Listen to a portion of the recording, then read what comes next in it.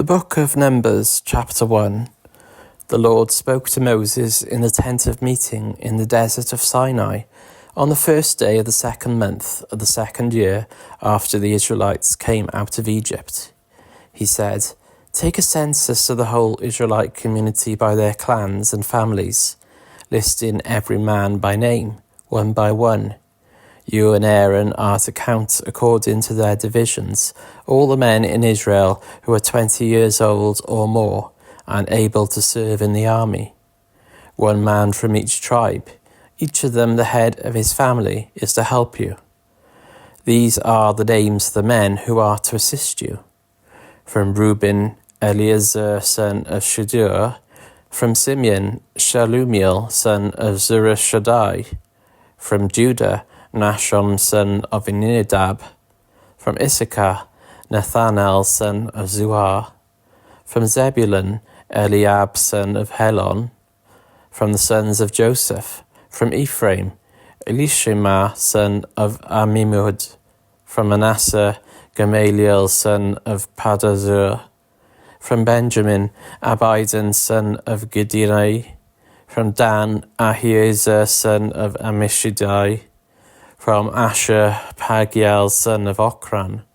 From Gad, Eliasaph son of Jeuel. From Naphtali, Ahira son of Enan. These were the men appointed from the community, the leaders of their ancestral tribes. They were the heads of the clans of Israel. Moses and Aaron took these men whose names have been specified, and they called the whole community together on the first day of the second month. The people registered their ancestry by their clans and families, and the men 20 years old or more were listed by name, one by one, according to the records of their clans and families. The number from the tribe of Reuben was 46,500. From the descendants of Simeon, all the men 20 years old or more who were able to serve in the army were counted and listed by name, one by one according to the records of their clans and families. The number from the tribe of Simeon was 59,300. From the descendants of Gad, all the men 20 years old or more who were able to serve in the army were listed by name according to the records of their clans and families.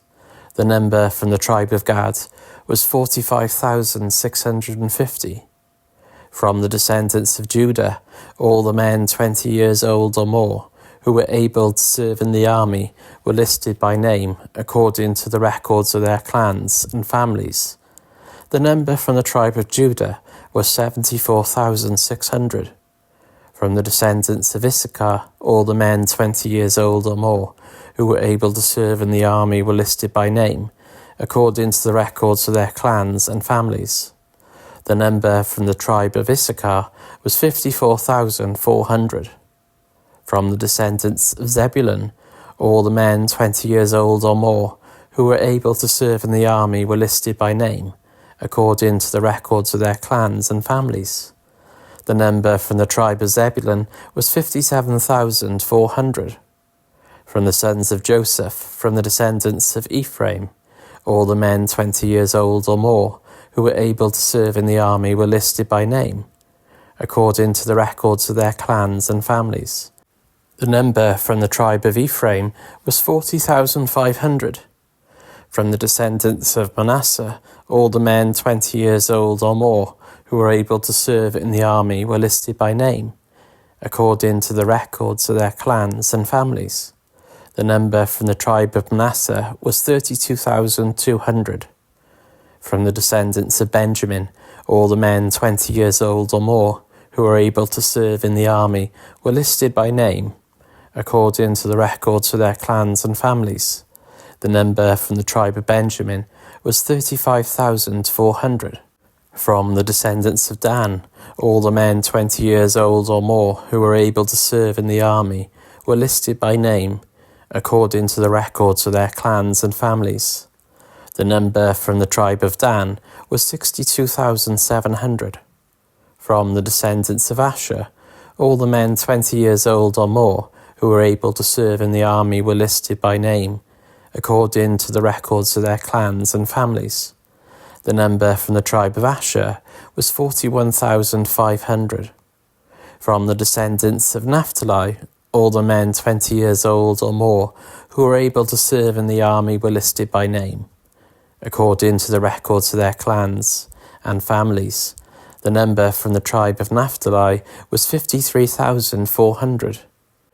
These were the men counted by Moses and Aaron, and the 12 leaders of Israel, each one representing his family. All the Israelites 20 years old or more who were able to serve in Israel's army were counted according to their families. The total number was 603,550. The ancestral tribe of the Levites, however, was not counted along with the others. The Lord had said to Moses, "You must not count the tribe of Levi or include them in the census of the other Israelites. Instead, appoint the Levites to be in charge of the tabernacle of the covenant law, over all its furnishings and everything belonging to it. They are to carry the tabernacle and all its furnishings. They are to take care of it and encamp around it. Whenever the tabernacle is to move, the Levites are to take it down, and whenever the tabernacle is to be set up, the Levites shall do it. Anyone else who approaches it is to be put to death. The Israelites are to set up their tents by divisions, each of them in their own camp under their standard. The Levites, however, are to set up their tents around the tabernacle of the covenant law, so that my wrath will not fall on the Israelite community. The Levites are to be responsible for the care of the tabernacle of the covenant law. The Israelites did all this just as the Lord commanded Moses. Chapter 2. The Lord said to Moses, "The Israelites are to camp around the tent of meeting some distance from it, each of them under their standard and holding the banners of their family. On the east toward the sunrise, the divisions of the camp of Judah are to encamp under their standard. The leader of the people of Judah is Nahshon, the son of Amminadab. His division numbers 74,600. The tribe of Issachar will camp next to them. The leader of the people of Issachar is Nathanael, son of Zuar. His division numbers 54,400. The tribe of Zebulun will be next. The leader of the people of Zebulun is Eliab, son of Helon. His division numbers 57,400. All the men assigned to the camp of Judah, according to their divisions, number 186,400. They will set out first.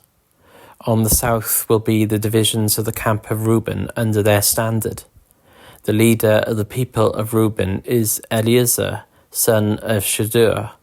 His division numbers 46,500.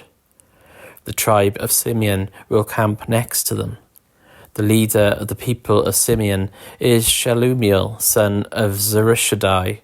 His division numbers 59,300. The tribe of Gad will be next. The leader of the people of Gad is Eliasaph, son of Deuel. His division numbers 45,650. All the men assigned to the camp of Reuben, according to their divisions, number 151,450. They will set out second. Then the tent of meeting and the camp of the Levites will set out in the middle of the camps. They will set out in the same order as they encamp, each in their own place under their standard. On the west will be the divisions of the camp of Ephraim under their standard. The leader of the people of Ephraim is Elishama, son of Ammihud. His division numbers 40,500. The tribe of Manasseh will be next to them. The leader of the people of Manasseh is Gamaliel, son of Pedazur. His division numbers 32,200. The tribe of Benjamin will be next. The leader of the people of Benjamin is Abidan, son of Gideoni. His division numbers 35,400. All the men assigned to the camp of Ephraim, according to their divisions, number 108,100. They will set out third. On the north will be the divisions of the camp of Dan under their standard. The leader of the people of Dan is Ahiezer, son of Ammishaddai. His division numbers 62,700. The tribe of Asher will camp next to them. The leader of the people of Asher is Pagiel, son of Ochran. His division numbers 41,500. The tribe of Naphtali will be next. The leader of the people of Naphtali is Ahira, son of Enan. His division numbers 53,400. All the men assigned to the camp of Dan number 157,600. They will set out last under their standards. These are the Israelites counted according to their families. All the men in the camps by their divisions number 603,550. The Levites, however, were not counted along with the other Israelites, as the Lord commanded Moses. So the Israelites did everything the Lord commanded Moses. That is the way they encamped under their standards, and that is the way they set out, each of them with their clan and family. Chapter 3. This is the account of the family of Aaron and Moses at the time the Lord spoke to Moses at Mount Sinai. The names of the sons of Aaron were Nadab the firstborn and Abihu, Eleazar and Ithamar. Those were the names of Aaron's sons, the anointed priests who were ordained to serve as priests. Nadab and Abihu, however, died before the Lord when they made an offering with an authorized fire before him in the desert of Sinai. They had no sons, so Eleazar and Ithamar served as priests during the lifetime of their father Aaron. The Lord said to Moses, "Bring the tribe of Levi and present them to Aaron the priest to assist him. They are to perform duties for him and for the whole community at the tent of meeting by doing the work of the tabernacle.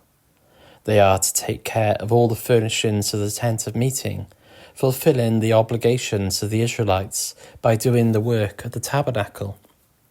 Give the Levites to Aaron and his sons. They are the Israelites who are to be given wholly to him. Appoint Aaron and his sons to serve as priests. Anyone else who approaches the sanctuary is to be put to death." The Lord also said to Moses, "I have taken the Levites from among the Israelites in place of the first male offspring of every Israelite woman. The Levites are mine, for all the firstborn are mine.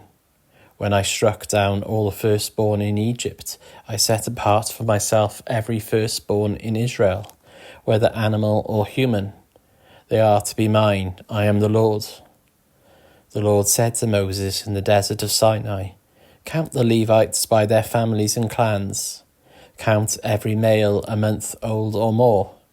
So Moses counted them, as he was commanded by the word of the Lord. These were the names of the sons of Levi: Gershon, Kohath, and Merari. These were the names of the Gershonite clans: Libni and Shammai. The Kohathite clans: Amram, Izhar, Hebron, and Uzziel. The Merarite clans: Mahlil and Mushi. These were the Levite clans according to their families. To Gershon belonged the clans of the Libnites and Shimeites. These were the Gershonite clans. The number of all the males a month old or more who were counted was 7,500. The Gershonite clans were to camp on the west, behind the tabernacle. The leader of the families of the Gershonites was Eliasaph, son of Lael. At the tent of meeting, the Gershonites were responsible for the care of the tabernacle and tent, its coverings, the curtain at the entrance to the tent of meeting, the curtains of the courtyards, the curtain at the entrance to the courtyard surrounding the tabernacle and altar, and the ropes and everything relating to their use. To Kohath belonged the clans of the Amramites, Izharites, Hebronites, and Uzzielites. These were the Kohathite clans. The number of all the males a month old or more was 8,600. The Kohathites were responsible for the care of the sanctuary. The Kohathite clans were to camp on the south side of the tabernacle. The leader of the families of the Kohathite clans was Eliasaphan, son of Uzziel. They were responsible for the care of the ark, the table, the lampstand, the altars, and the articles of the sanctuary used in ministering, the curtain, and everything related to their use.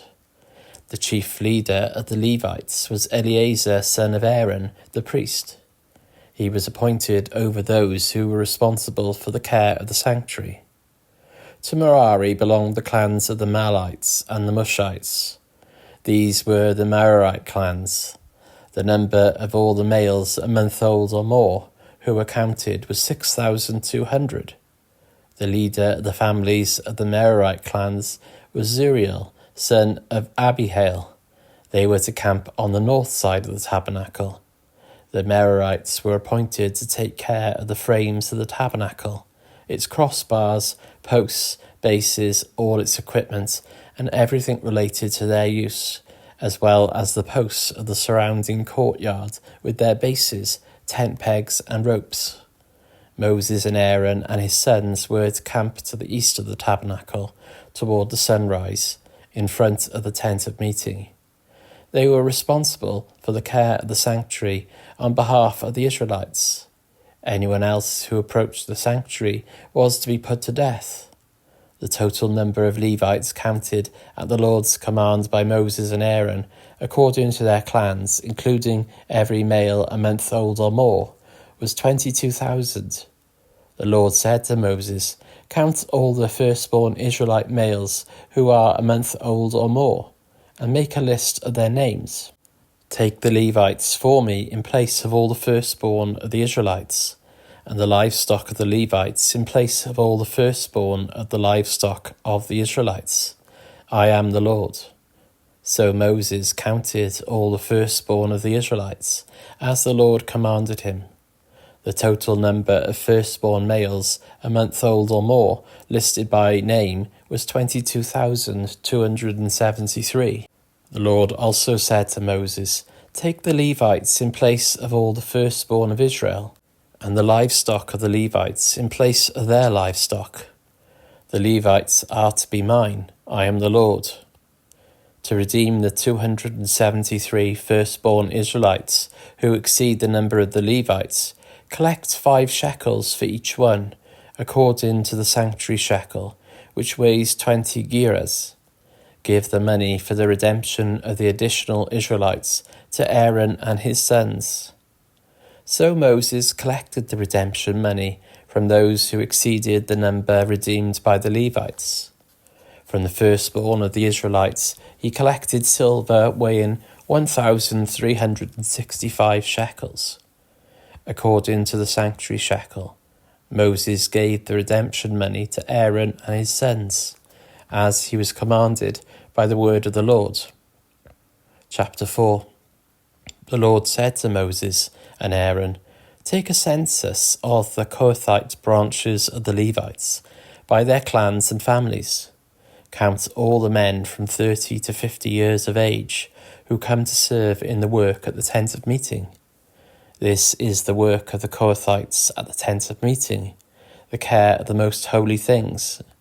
When the camp is to move, Aaron and his sons are to go in and take down the shielding curtain and put it over the Ark of the Covenant law. Then they are to cover the curtain with a durable leather. Spread a cloth of solid blue over that and put the poles in place. Over the table of the presence they are to spread a blue cloth and put on it the plates, dishes and bowls, and the jars for drink offerings. The bread that is continually there is to remain on it. They are to spread a scarlet cloth over them. Cover that with the durable leather and put the poles in place. They are to take a blue cloth and cover the lampstand that is for light, together with its lamps, its wick trimmers and trays, and all its jars for the olive oil used to supply it. Then they are to wrap it and all its accessories in a covering of the durable leather and put it on a carrion frame. Over the gold altar they are to spread a blue cloth and cover that with the durable leather and put the poles in place. They are to take all the articles used for ministering in the sanctuary, wrap them in blue cloth, cover that with the durable leather and put them on a carrion frame. They are to remove the ashes from the bronze altar and spread a purple cloth over it. Then they are to place on it all the utensils used for ministering at the altar, including the fire pans, meat forks, shovels and sprinkling bowls. Over it they are to spread a covering of the durable leather and put the poles in place. After Aaron and his sons have finished covering the holy furnishings and all the holy articles, and when the camp is ready to move, only then are the Kohathites to come and do the carrying. But they must not touch the holy things, or they will die. The Kohathites are to carry those things that are in the tent of meeting.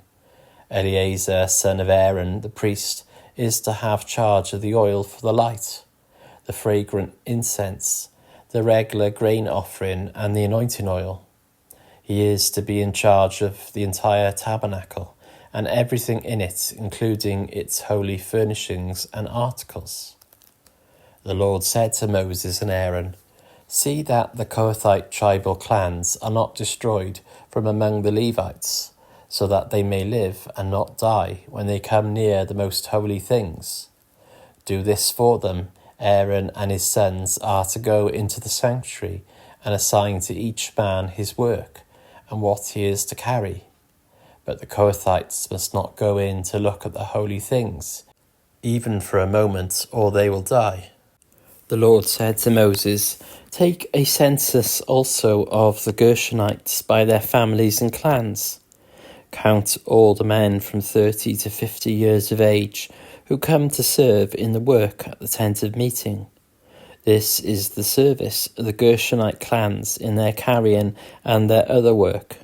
They are to carry the curtains of the tabernacle, that is, the tent of meeting, its covering and its outer covering of durable leather, the curtains for the entrance to the tent of meeting, the curtains of the courtyard surrounding the tabernacle and altar, the curtain for the entrance to the courtyard, the ropes and all the equipment used in the service of the tent. The Gershonites are to do all that needs to be done with these things.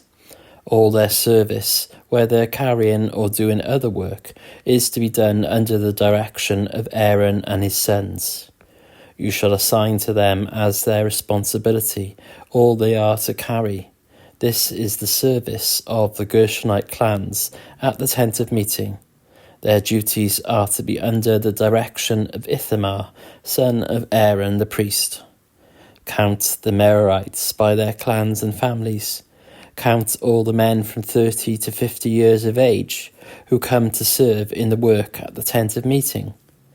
As part of all their service at the tent, they are to carry the frames of the tabernacle, its crossbars, posts and bases, as well as the posts of the surrounding courtyards with their bases, tent pegs, ropes, all their equipment and everything related to their use.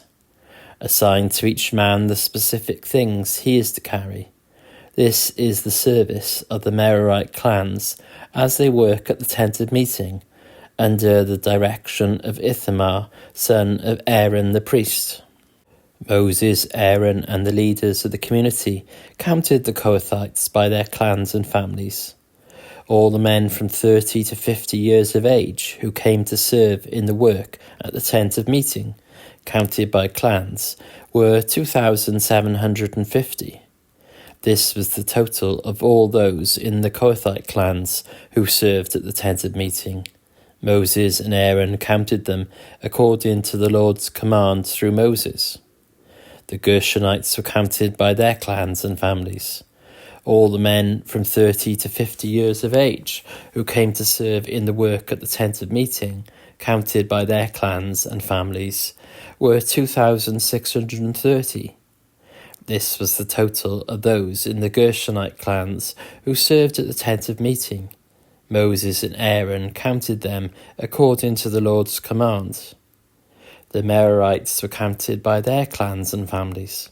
All the men from 30 to 50 years of age who came to serve in the work at the tent of meeting, counted by their clans, were 3,200. This was the total of those in the Merarite clans.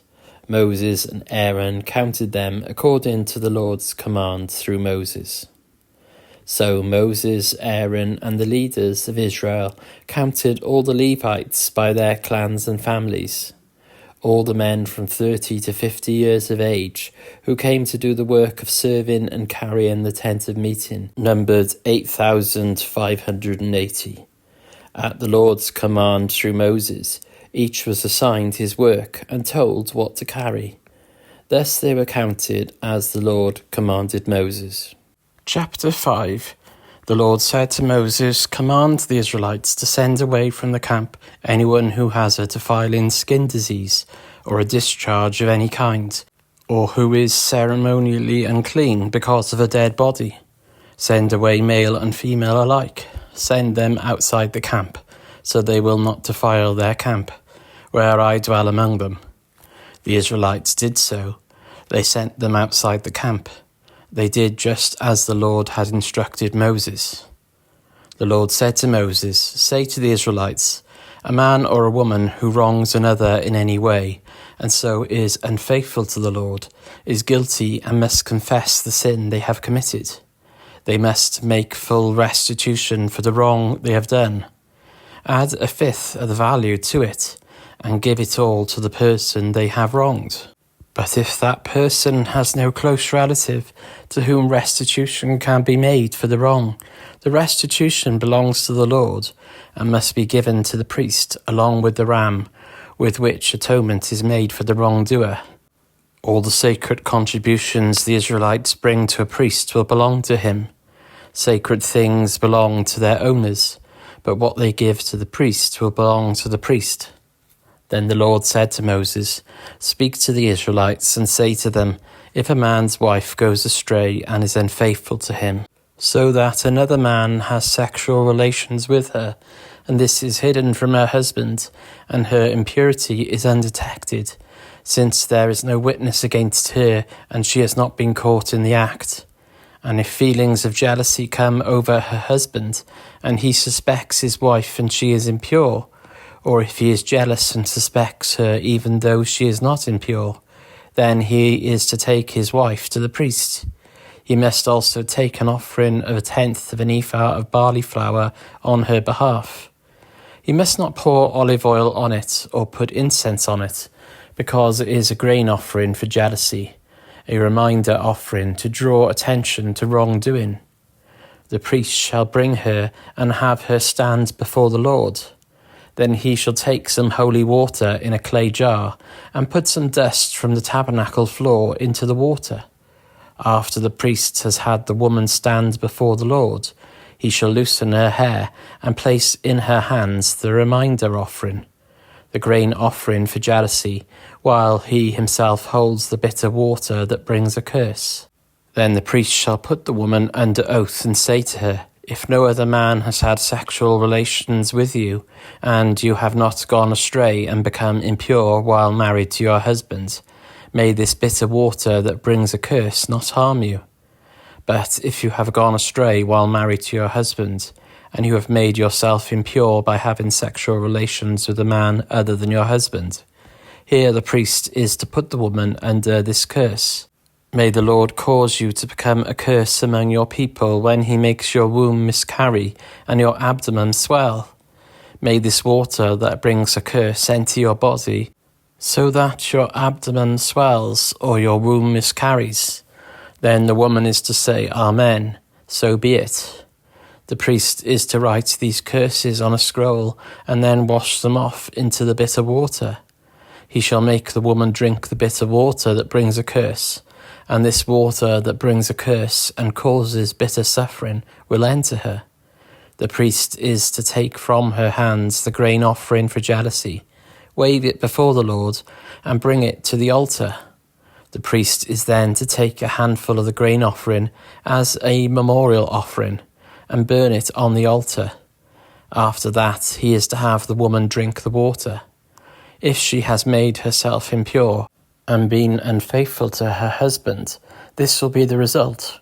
When she is made to drink the water that brings a curse and causes bitter suffering, it will enter her abdomen will swell, and her womb will miscarry, and she will become a curse. If, however, the woman has not made herself impure, but is clean, she will be cleared of guilt, and will be able to have children. This then is the law of jealousy, when a woman goes astray and makes herself impure while married to her husband, or when feelings of jealousy come over a man because he suspects his wife. The priest is to have her stand before the Lord, and is to apply this entire law to her. The husband will be innocent of any wrongdoing, but the woman will bear the consequences of her sin. Chapter 6. The Lord said to Moses, "Speak to the Israelites and say to them, if a man or woman wants to make a special vow, a vow of dedication to the Lord as a Nazirite, they must abstain from wine and other fermented drink, and must not drink vinegar made from wine or other fermented drink. They must not drink grape juice or eat grapes or raisins, as long as they remain under the Nazirite vow. They must not eat anything that comes from the grapevine, not even the seeds or skins. During the entire period of their Nazirite vow, no razor may be used on their head. They must be holy until the period of their dedication to the Lord is over. They must let their hair grow long. Throughout the period of their dedication to the Lord, the Nazirites must not go near a dead body, even if their own father or mother or brother or sister dies. They must not make themselves ceremonially unclean on account of them, because the symbol of their dedication to God is on their hand. Throughout the period of their dedication, they are consecrated to the Lord. If someone dies suddenly in the Nazirite's presence, thus defiling the hair that symbolizes their dedication, they must shave their head on the 7th day, the day of their cleansing. Then on the 8th day they must bring 2 doves or 2 young pigeons to the priest at the entrance to the tent of meeting.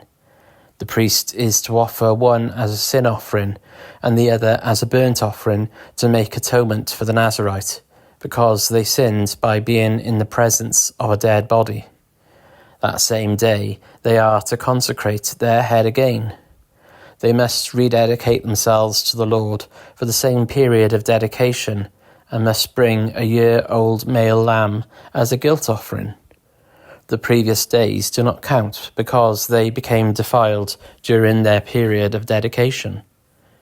Now this is the law of the Nazirite. When the period of their dedication is over, they are to be brought to the entrance to the tent of meeting. There they are to present their offerings to the Lord: a year-old male lamb without defect for a burnt offering, a year-old ewe lamb without defect for a sin offering, a ram without defect for a fellowship offering, together with their grain offerings and drink offerings, and a basket of bread made with the finest flour and without yeast. Thick loaves with olive oil mixed in, and thin loaves brushed with olive oil. The priest is to present all these before the Lord, and make the sin offering and the burnt offering. He is to present the basket of unleavened bread, and is to sacrifice the ram as a fellowship offering to the Lord, together with its grain offering and drink offering. Then, at the entrance to the tent of meeting, the Nazirite must shave off the hair that symbolizes their dedication. They are to take the hair and put it in the fire that is under the sacrifice of the fellowship offering. After the Nazirite has shaved off the hair that symbolizes their dedication, the priest is to place in their hands a boiled shoulder of the ram, and 1 thick loaf and 1 thin loaf from the basket, both made without yeast. The priest shall then wave these before the Lord as a wave offering. They are holy and belong to the priest, together with the breast that was waved and the thigh that was presented. After that, the Nazarite may drink wine. This is the law of the Nazarite, who vows offerings to the Lord in accordance with their dedication, in addition to whatever else they can afford. They must fulfill the vows they have made, according to the law of the Nazarite. The Lord said to Moses, "Tell Aaron and his sons, this is how you are to bless the Israelites. Say to them, the Lord bless you and keep you. The Lord make his face shine on you and be gracious to you. The Lord turn his face toward you and give you peace. So they will put my name on the Israelites, and I will bless them." Chapter 7. When Moses finished setting up the tabernacle, he anointed and consecrated it and all its furnishings. He also anointed and consecrated the altar and all its utensils. Then the leaders of Israel, the heads of families, who were the tribal leaders in charge of those who were counted, made offerings. They brought as their gifts before the Lord 6 covered carts and 12 oxen, an ox from each leader, and a cart from every 2. These they presented before the Lord. The Lord said to Moses, "Accept these from them, that they may be used in the work at the tent of meeting. Give them to the Levites, as each man's work requires." So Moses took the carts and oxen and gave them to the Levites. He gave 2 carts and 4 oxen to the Gershonites, as their work required. And he gave 4 carts and 8 oxen to the Merarites, as their work required. They were all under the direction of Ithamar son of Aaron, the priest. But Moses did not give any to the Kohathites, because they were to carry on their shoulders the holy things, for which they were responsible. When the altar was anointed, the leaders brought their offerings for its dedication and presented them before the altar. For the Lord had said to Moses, "Each day one leader is to bring his offering for the dedication of the altar." The one who brought his offering on the first day was Nahshon son of Amminadab of the tribe of Judah. His offering was 1 silver plate weighing 130 shekels, and 1 silver sprinkling bowl weighing 70 shekels, both according to the sanctuary shekel, each filled with the finest flour, mixed with olive oil as a grain offering. 1 gold dish weighing 10 shekels, filled with incense, 1 young bull, 1 ram, and 1 male lamb a year old for a burnt offering, 1 male goat for a sin offering, and 2 oxen, 5 rams, 5 male goats, and 5 male lambs a year old to be sacrificed as a fellowship offering. This was the offering of Nahshon son of Amminadab. On the second day, Nathanael son of Zuar, the leader of Issachar, brought his offering.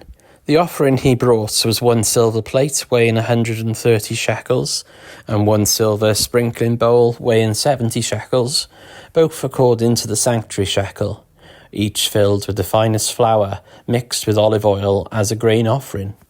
1 gold dish weighing 10 shekels, filled with incense, 1 young bull, 1 ram, and 1 male lamb a year old for a burnt offering, 1 male goat for a sin offering, and 2 oxen, 5 rams, 5 male goats, and 5 male lambs a year old, to be sacrificed as a fellowship offering.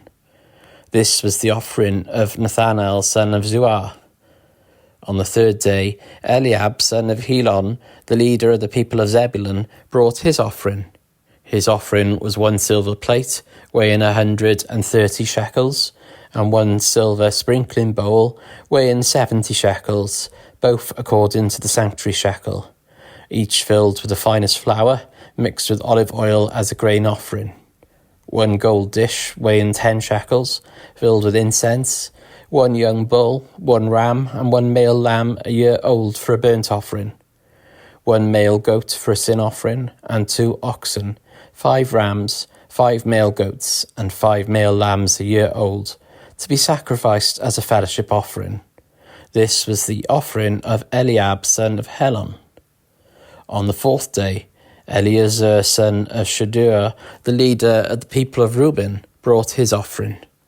His offering was 1 silver plate weighing 130 shekels, and 1 silver sprinkling bowl weighing 70 shekels, both according to the sanctuary shekel, each filled with the finest flour, mixed with olive oil as a grain offering.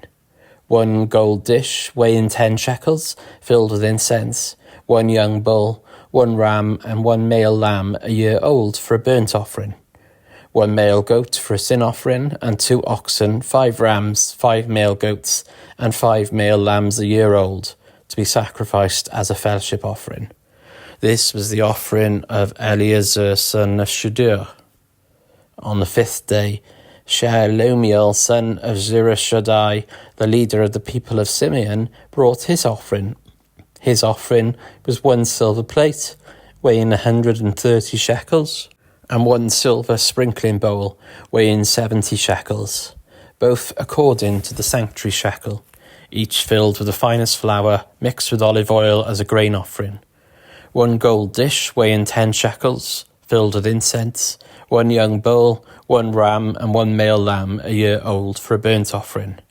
1 male goat for a sin offering, and 2 oxen, 5 rams, 5 male goats, and 5 male lambs a year old to be sacrificed as a fellowship offering. This was the offering of Shelumiel son of Zurishaddai. On the 6th day, Eliasaph son of Deuel, the leader of the people of Gad, brought his offering. His offering was 1 silver plate weighing 130 shekels, and 1 silver sprinkling bowl weighing 70 shekels, both according to the sanctuary shekel, each filled with the finest flour, mixed with olive oil as a grain offering. 1 gold dish weighing 10 shekels, filled with incense, 1 young bull, 1 ram, and 1 male lamb a year old for a burnt offering. 1 male goat for a sin offering, and 2 oxen, 5 rams, 5 male goats, and 5 male lambs a year old, to be sacrificed as a fellowship offering. This was the offering of Eliasaph son of Deuel. On the 7th day, Elishama son of Ammihud, the leader of the people of Ephraim, brought his offering. His offering was 1 silver plate weighing 130 shekels, and 1 silver sprinkling bowl weighing 70 shekels, both according to the sanctuary shekel, each filled with the finest flour, mixed with olive oil as a grain offering. 1 gold dish weighing 10 shekels, filled with incense, 1 young bull, 1 ram, 1 male lamb a year old for a burnt offering, 1 male goat for a sin offering, and 2 oxen, 5 ram, 5 male goats, and 5 male lambs a year old, to be sacrificed as a fellowship offering. This was the offering of Elishama son of Ammihud. On the 8th day, Gamaliel son of Pedazur, the leader of the people of Manasseh, brought his offering. His offering was 1 silver plate weighing 130 shekels, and 1 silver sprinkling bowl weighing 70 shekels, both according to the sanctuary shekel, each filled with the finest flour, mixed with olive oil as a grain offering. 1 gold dish weighing 10 shekels, filled with incense, 1 young bull, 1 ram, and 1 male lamb a year old for a burnt offering, 1 male goat for a sin offering, and 2 oxen, 5 rams, 5 male goats, and 5 male lambs a year old, to be sacrificed as a fellowship offering. This was the offering of Gamaliel son of Pedazur. On the 9th day, Abidan son of Gideoni, the leader of the people of Benjamin, brought his offering. His offering was 1 silver plate weighing 130 shekels, and 1 silver sprinkling bowl weighing 70 shekels, both according to the sanctuary shekel, each filled with the finest flour, mixed with olive oil as a grain offering. 1 gold dish weighing 10 shekels, filled with incense, 1 young bull, 1 ram, and 1 male lamb a year old for a burnt offering. 1 male goat for a sin offering, and 2 oxen, 5 rams, 5 male goats, and 5 male lambs a year old, to be sacrificed as a fellowship offering. This was the offering of Abidan son of Gideoni. On the 10th day, Ahiezer son of Ammishaddai, the leader of the people of Dan, brought his offering.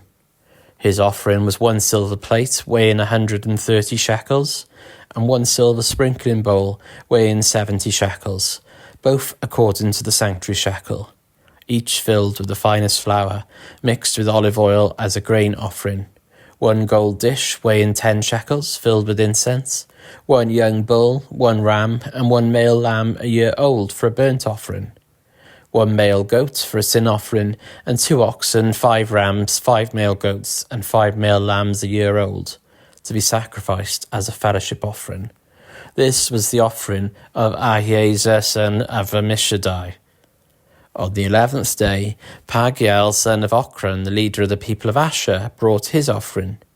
His offering was 1 silver plate weighing 130 shekels, and 1 silver sprinkling bowl weighing 70 shekels, both according to the sanctuary shekel, each filled with the finest flour, mixed with olive oil as a grain offering, 1 gold dish weighing 10 shekels, filled with incense, 1 young bull, 1 ram, 1 male lamb a year old for a burnt offering, 1 male goat for a sin offering, and 2 oxen, 5 rams, 5 male goats, and 5 male lambs a year old, to be sacrificed as a fellowship offering. This was the offering of Pagiel son of Ochran. On the 12th day, Ahira son of Enan, the leader of the people of Naphtali, brought his offering. His offering was 1 silver plate weighing 130 shekels, and 1 silver sprinkling bowl weighing 70 shekels, both according to the sanctuary shekel, each filled with the finest flour, mixed with olive oil, as a grain offering, 1 gold dish weighing 10 shekels, filled with incense, 1 young bull, 1 ram, and 1 male lamb a year old for a burnt offering, 1 male goat for a sin offering, and 2 oxen, 5 rams, 5 male goats, and 5 male lambs a year old to be sacrificed as a fellowship offering. This was the offering of Ahira son of Enan. These were the offerings of the Israelite leaders for the dedication of the altar when it was anointed: 12 silver plates, 12 silver sprinkling bowls, and 12 gold dishes. Each silver plate weighed 130 shekels, and each sprinkling bowl 70 shekels. Altogether, the silver dishes weighed 2,400 shekels, according to the sanctuary shekel. The 12 gold dishes filled with incense weighed 10 shekels each, according to the sanctuary shekel. Altogether, the gold dishes weighed 120 shekels. The total number of animals for the burnt offering came to 12 young bulls, 12 rams, and 12 male lambs a year old, together with their grain offering. 12 male goats were used for the sin offering. The total number of animals for the sacrifice of the fellowship offering came to 24 oxen, 60 rams, 60 male goats, and 60 male lambs a year old. These were the offerings for the dedication of the altar after it was anointed. When Moses entered the tent of meeting to speak with the Lord, he heard the voice speaking to him from between the 2 cherubim above the atonement cover on the ark of the covenant law. In this way the Lord spoke to him. Chapter 8. The Lord said to Moses, "Speak to Aaron and say to him, when you set up the lamps, see that all 7 light up the area in front of the lampstand." Aaron did so. He set up the lamps so that they faced forward on the lampstand, just as the Lord commanded Moses. This is how the lampstand was made. It was made of hammered gold from its base to its blossoms. The lampstand was made exactly like the pattern the Lord had shown Moses. The Lord said to Moses, "Take the Levites from among all the Israelites and make them ceremonially clean. To purify them, do this: sprinkle the water of cleansing on them. Then have them shave their whole bodies and wash their clothes, and so they will purify themselves. Have them take a young bull with its grain offering of the finest flour mixed with olive oil. Then you are to take a second young bull for a sin offering. Bring the Levites to the front of the tent of meeting and assemble the whole Israelite community. You are to bring the Levites before the Lord. The Israelites are to lay their hands on them. Aaron is to present the Levites before the Lord as a wave offering from the Israelites, so that they may be ready to do the work of the Lord. Then the Levites are to lay their hands on the heads of the bulls, using one for a sin offering to the Lord and the other for a burnt offering, to make atonement for the Levites.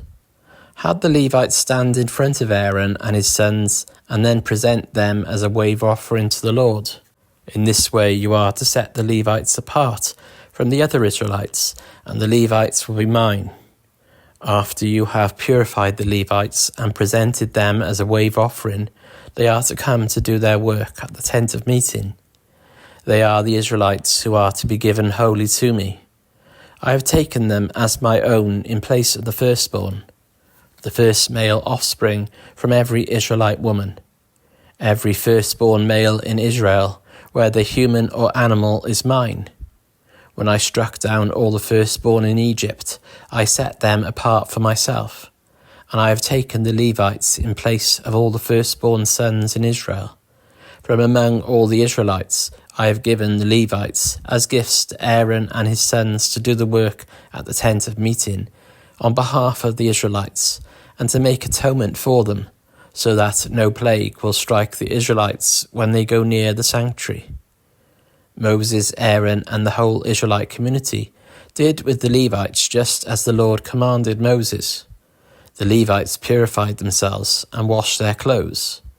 Then Aaron presented them as a wave offering before the Lord, and made atonement for them to purify them. After that, the Levites came to do their work at the tent of meeting under the supervision of Aaron and his sons. They did with the Levites just as the Lord commanded Moses.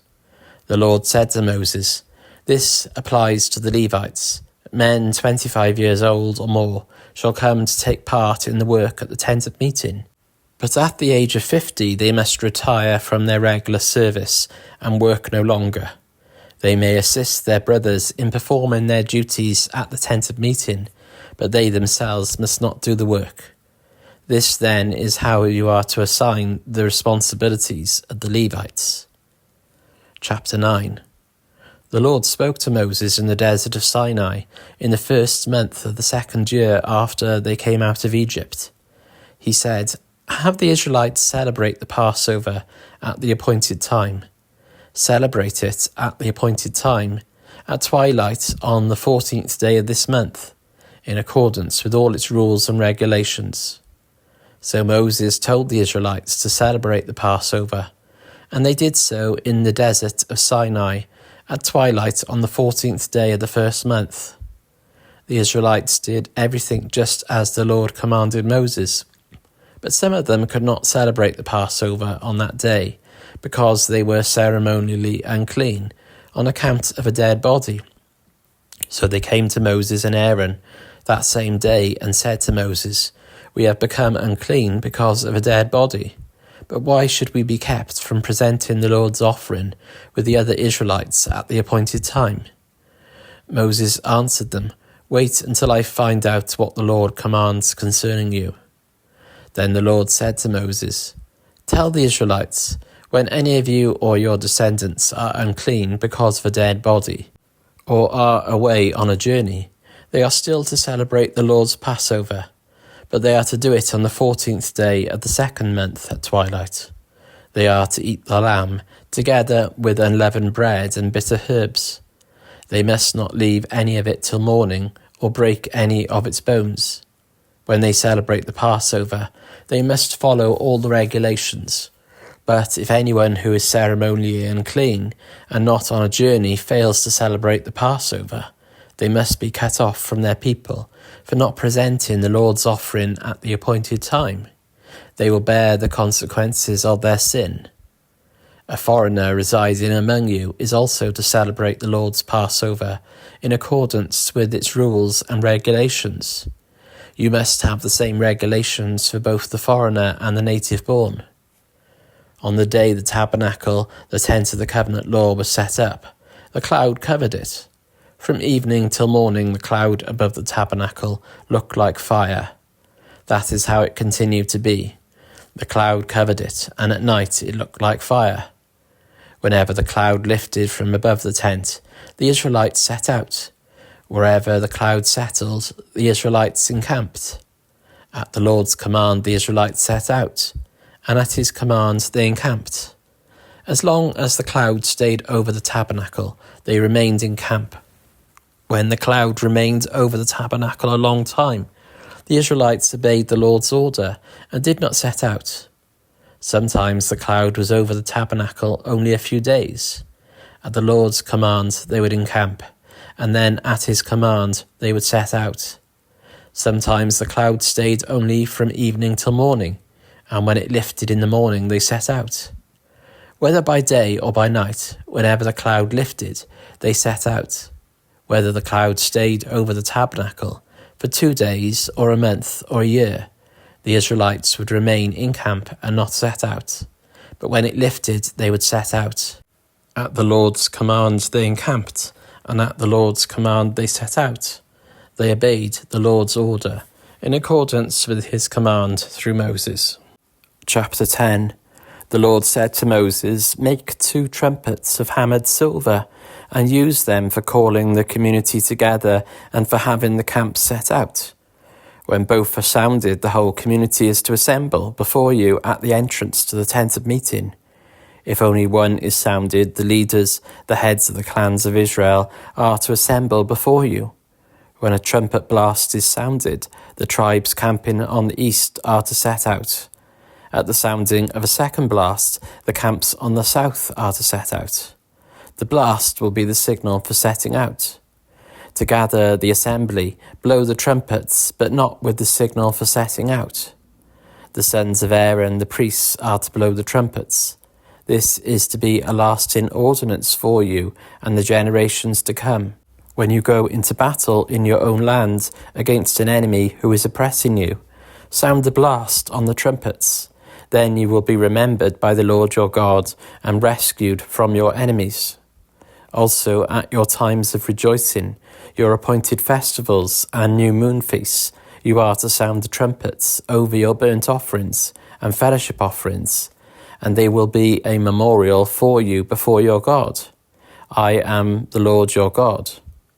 On the 20th day of the 2nd month of the 2nd year, the cloud lifted from above the tabernacle of the covenant law. Then the Israelites set out from the desert of Sinai and travelled from place to place until the cloud came to rest in the desert of Paran. They set out this first time at the Lord's command through Moses. The divisions of the camp of Judah went first under their standard. Nahshon, son of Amminadab, was in command. Nathanael, son of Zuar, was over the division of the tribe of Issachar, and Eliab, son of Helon, was over the division of the tribe of Zebulun. Then the tabernacle was taken down, and the Gershonites and Merarites who carried it set out. The divisions of the camp of Reuben went next, under their standard. Eleazar, son of Shadur, was in command. Shelumiel, son of Zurishaddai, was over the division of the tribe of Simeon. And Elisaph, son of Deuel, was over the division of the tribe of Gad. Then the Kohathites set out, carrying the holy things. The tabernacle was to be set up before they arrived. The divisions of the camp of Ephraim went next, under their standard. Elishama, son of Ammihud, was in command. Gamaliel, son of Pedazur, was over the division of the tribe of Manasseh. And Abidan, son of Gideoni, was over the division of the tribe of Benjamin. Finally, as the rear guard for all the units, the divisions of the camp of Dan set out under their standard. Ahiezer, son of Ammishaddai, was in command. Peagiel, son of Ochran, was over the division of the tribe of Asher. And Ahira, son of Enan, was over the division of the tribe of Naphtali. This was the order of march for the divisions of the Israelites as they set out. Now Moses said to Hobab, son of Reuel the Midianite, Moses' father-in-law, "We are setting out for the place about which the Lord said, 'I will give it to you.' Come with us, and we will treat you well, for the Lord has promised good things to Israel." He answered, "No, I will not go. I am going back to my own land and my own people." But Moses said, "Please do not leave us. You know where we should camp in the wilderness, and you can be our eyes. If you come with us, we will share with you whatever good things the Lord gives."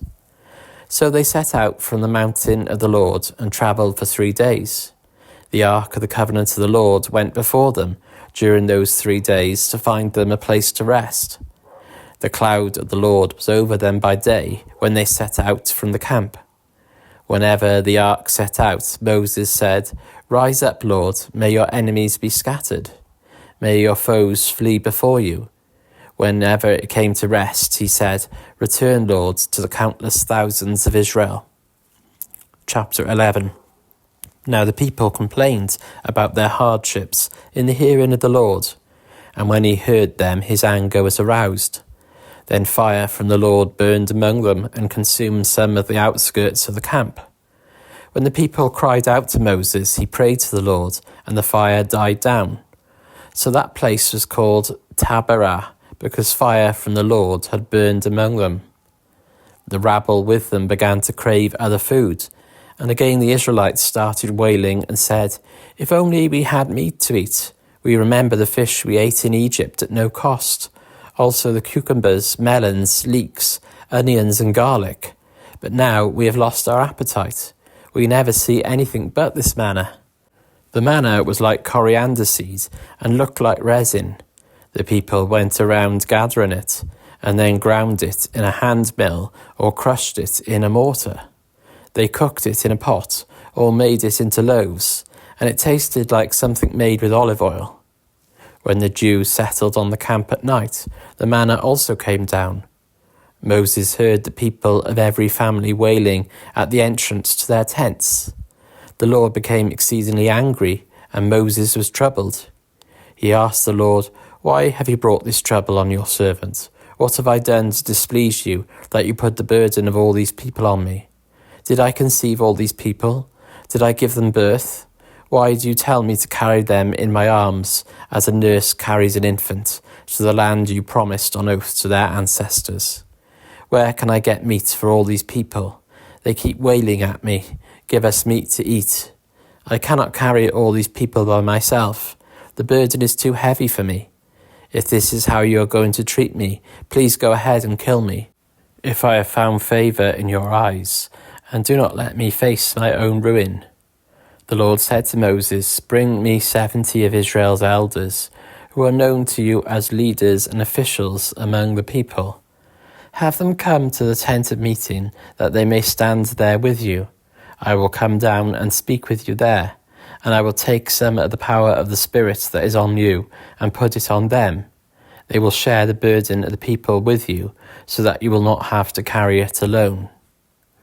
Tell the people, consecrate yourselves in preparation for tomorrow, when you will eat meat.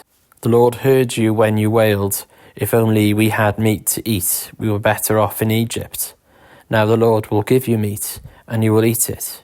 You will not eat it for just 1 day, or 2 days, or 5, 10, or 20 days, but for a whole month, until it comes out of your nostrils and you loathe it, because you have rejected the Lord, who is among you, and have wailed before him, saying, 'Why did we ever leave Egypt?'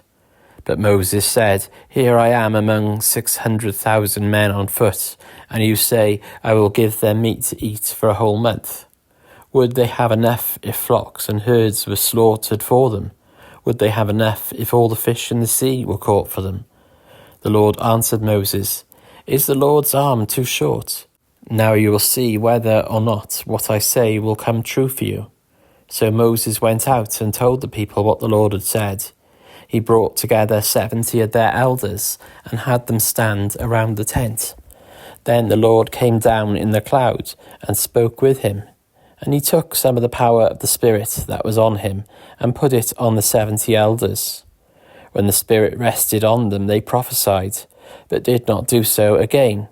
However, 2 men whose names were Eldad and Medad had remained in the camp. They were listed among the elders, but did not go out to the tent. Yet the Spirit also rested on them, and they prophesied in the camp. A young man ran and told Moses, 'Eldad and Medad are prophesying in the camp.' Joshua, son of Nun, who had been Moses' aide since youth, spoke up and said, 'Moses, my lord, stop them.' But Moses replied, 'Are you jealous for my sake? I wish that all the Lord's people were prophets, and that the Lord would put his Spirit on them.' Then Moses and the elders of Israel returned to the camp. Now a wind went out from the Lord and drove quail in from the sea. It scattered them up to 2 cubits deep, all around the camp, as far as a day's walk in any direction. All that day and night, and all the next day the people went out and gathered quail. No one gathered less than 10 homers. Then they spread them out all around the camp.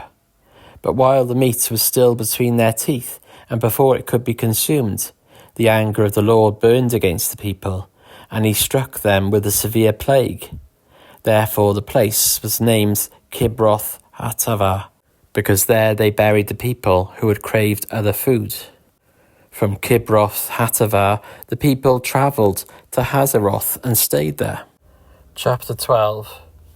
Miriam and Aaron began to talk against Moses because of his Cushite wife, for he had married a Cushite. Has the Lord spoken only through Moses, they asked. Hasn't he also spoken through us?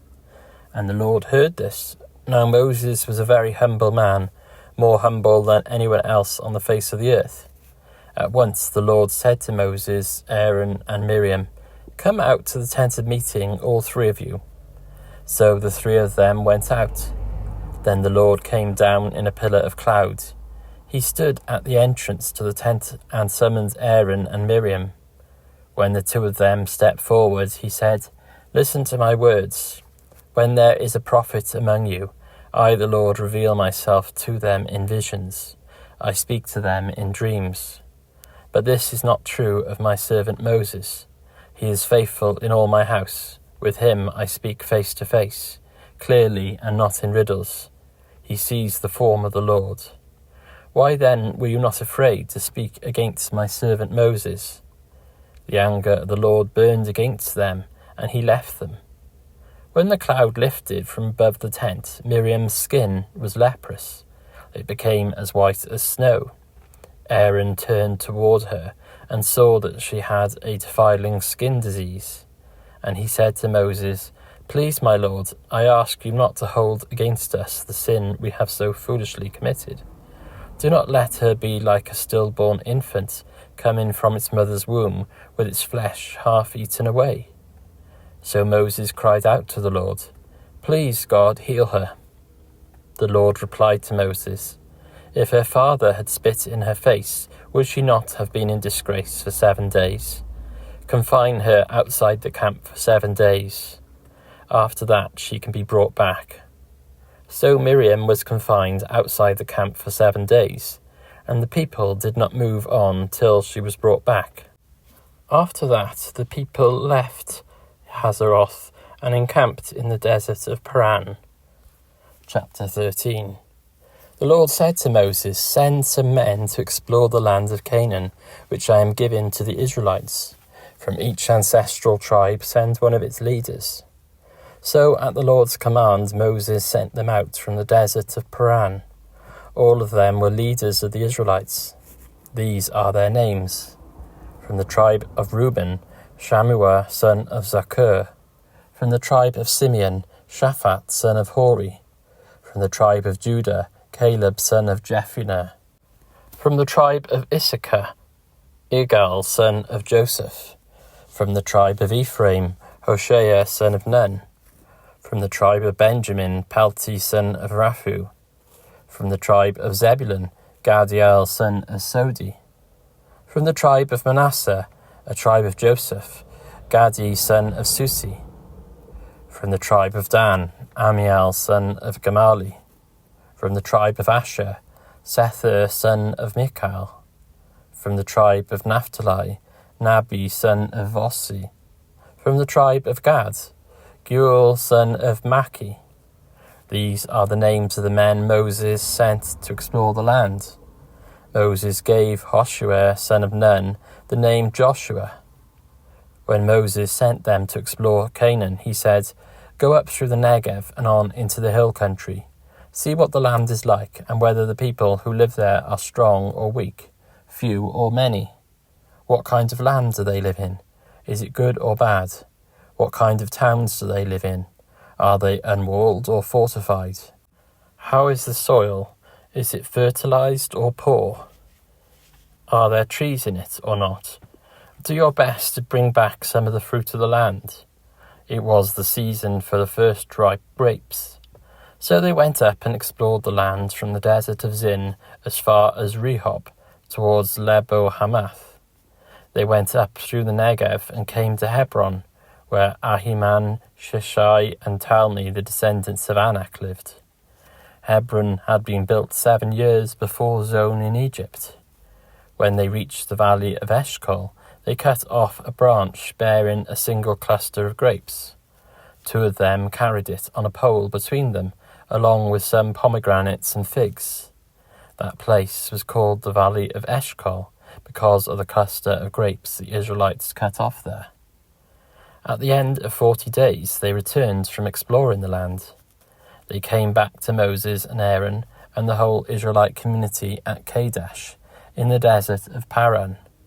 There they reported to them and to the whole assembly, and showed them the fruit of the land. They gave Moses this account: "We went into the land to which you sent us, and it does flow with milk and honey. Here is its fruit. But the people who live there are powerful, and the cities are fortified. We even saw the descendants of Anak there. The Amalekites live in the Negev. The Hittites, Jebusites, and Amorites live in the hill country, and the Canaanites live near the sea and along the Jordan." Then Caleb silenced the people before Moses and said, "We should go up and take possession of the land, for we can certainly do it." But the men who had gone up with him said, "We can't attack those people. They are stronger than we are." And they spread among the Israelites a bad report about the land they had explored. They said, "The land we explored devours those living in it. All the people we saw there are of great size. We saw the Nephilim there, the descendants of Anak come from the Nephilim. We seemed like grasshoppers in our own eyes, and we looked the same to them." Chapter 14. That night all the members of the community raised their voices and wept aloud. All the Israelites grumbled against Moses and Aaron, and the whole assembly said to them, "If only we had died in Egypt, or in this wilderness. Why is the Lord bringing us to this land only to let us fall by the sword? Our wives and children will be taken as plunder. Wouldn't it be better for us to go back to Egypt?" And they said to each other, "We should choose a leader and go back to Egypt." Then Moses and Aaron fell face down in front of the whole Israelite assembly gathered there. Joshua son of Nun and Caleb son of Jephunneh, who were among those who had explored the land, tore their clothes and said to the entire Israelite assembly, "The land we passed through and explored is exceedingly good. If the Lord is pleased with us, he will lead us into that land, a land flowing with milk and honey, and will give it to us. Only do not rebel against the Lord, and do not be afraid of the people of the land, because we will devour them. Their protection is gone, but the Lord is with us. Do not be afraid of them." But the whole assembly talked about stoning them. Then the glory of the Lord appeared at the tent of meeting to all the Israelites. The Lord said to Moses, "How long will these people treat me with contempt? How long will they refuse to believe in me in spite of all the signs I have performed among them? I will strike them down with a plague and destroy them, but I will make you into a nation greater and stronger than they." Moses said to the Lord, "Then the Egyptians will hear about it. By your power you brought these people up from among them, and they will tell the inhabitants of this land about it. They have already heard that you are with this people, and that you, Lord, have been seen face to face, that your cloud stays over them, and that you go before them in a pillar of cloud by day and a pillar of fire by night. If you put all these people to death, leaving none alive, the nations who have heard this report about you will say, 'The Lord was not able to bring these people into the land he promised them on oath, so he slaughtered them in the wilderness.' Now may the Lord's strength be displayed, just as you have declared. The Lord is slow to anger, abounding in love and forgiving sin and rebellion. Yet he does not leave the guilty unpunished. He punishes the children for the sin of the parents to the 3rd and 4th generation. In accordance with your great love, forgive the sin of these people, just as you have pardoned them from the time they left Egypt until now." The Lord replied, "I have forgiven them as you have asked. Nevertheless, as surely as I live, and as surely as the glory of the Lord fills the whole earth, not one of those who saw my glory and the signs I performed in Egypt and in the wilderness, but who disobeyed me and tested me 10 times, not one of them will ever see the land I promised on oath to their ancestors. No one who has treated me with contempt will ever see it. But because my servant Caleb has a different spirit and follows me wholeheartedly, I will bring him into the land he went to, and his descendants will inherit it. Since the Amalekites and the Canaanites are living in the valleys, turn back tomorrow and set out toward the desert along the route to the Red Sea. The Lord said to Moses and Aaron, "How long will this wicked community grumble against me? I have heard the complaints of these grumbling Israelites. So tell them, as surely as I live, declares the Lord, I will do to you the very thing I heard you say. In the wilderness your bodies will fall, every one of you, 20 years old or more, who was counted in the census and who has grumbled against me. Not one of you will enter the land I swore with uplifted hand to make your home, except Caleb son of Jephunneh and Joshua son of Nun. As for your children that you said would be taken as plunder, I will bring them in to enjoy the land you have rejected. But as for you, your bodies will fall in this wilderness. Your children will be shepherds here for 40 years, suffering for your unfaithfulness, until the last of your bodies lie in the wilderness. For 40 years, 1 year for each of the 40 days you explored the land, you will suffer for your sins, and know what it is like to have me against you. I, the Lord, have spoken, and I will surely do these things to this whole wicked community, which has banded together against me. They will meet their end in this wilderness. Here they will die." So the men Moses had sent to explore the land, who returned and made the whole community grumble against him by spreading a bad report about it. These men, who were responsible for spreading the bad report about the land, were struck down and died of a plague. Of the men who went to explore the land, only Joshua son of Nun and Caleb son of Jephunneh survived. When Moses reported this to all the Israelites, they mourned bitterly. Early the next morning they set out for the highest point in the hill country, saying, "Now we are ready to go up to the land the Lord promised. Surely we have sinned." But Moses said, "What are you doing, disobeying the Lord's command? This will not succeed. Do not go up, because the Lord is not with you. You will be defeated by your enemies, for the Amalekites and the Canaanites will face you there. Because you have turned away from the Lord, he will not be with you, and you will fall by the sword." Nevertheless, in their presumption they went up toward the highest point in the hill country, though neither Moses nor the ark of the Lord's covenant moved from the camp. Then the Amalekites and the Canaanites who lived in that hill country came down and attacked them, and beat them down all the way to Hormah. Chapter 15. The Lord said to Moses, "Speak to the Israelites and say to them, after you enter the land I am giving you as a home, and you present to the Lord food offerings from the herd of the flock, as an aroma pleasing to the Lord, whether burnt offerings or sacrifices, for special vows or free will offerings, or festival offerings. Then the person who brings an offering shall present to the Lord a grain offering of 1/10 of an ephah of the finest flour, mixed with 1/4 of a hin of olive oil. With each lamb for the burnt offering or for the sacrifice, prepare 1/4 of a hin of wine as a drink offering. With the ram, prepare a grain offering of 2/10 of an ephah of the finest flour, mixed with 1/3 of a hin of oil, and 1/3 of a hin of wine as a drink offering. Offer it as an aroma pleasing to the Lord. When you prepare a young bull as a burnt offering or sacrifice for a special vow or a fellowship offering to the Lord, bring with the bull a grain offering of 3/10 of an ephah of the finest flour, mixed with 1/2 a hin of olive oil, and also bring 1/2 a hin of wine as a drink offering.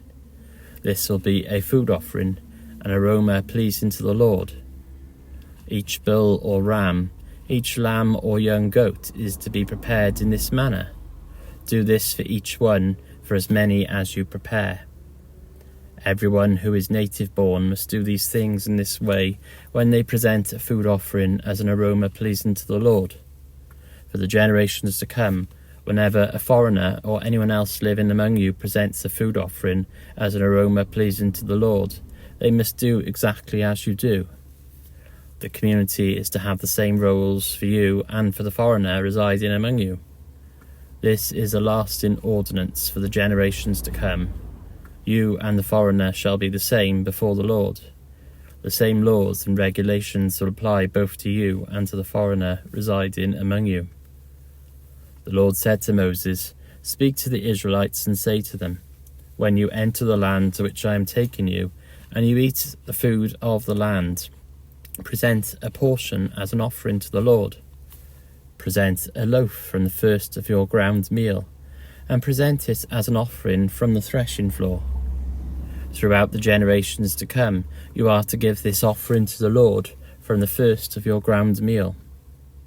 Now, if you as a community unintentionally fail to keep any of these commands the Lord gave Moses, any of the Lord's commands to you through him, from the day the Lord gave them and continuing through the generations to come, and if this is done unintentionally without the community being aware of it, then the whole community is to offer a young bull for a burnt offering as an aroma pleasing to the Lord, along with its prescribed grain offering and drink offering, and a male goat for a sin offering. The priest is to make atonement for the whole Israelite community, and they will be forgiven, for it was not intentional, and they have presented to the Lord for their wrong a food offering and a sin offering. The whole Israelite community and the foreigners residing among them will be forgiven, because all the people were involved in the unintentional wrong. But if just one person sins unintentionally, that person must bring a year-old female goat for a sin offering. The priest is to make atonement before the Lord for the one who erred by sinning unintentionally, and when atonement has been made, that person will be forgiven. One and the same law applies to everyone who sins unintentionally, whether a native-born Israelite or a foreigner residing among you. But anyone who sins defiantly, whether native-born or foreigner, blasphemes the Lord, and must be cut off from the people of Israel. Because they have despised the Lord's word and broken his commands, they must surely be cut off. Their guilt remains on them. While the Israelites were in the wilderness, a man was found gathering wood on the Sabbath day.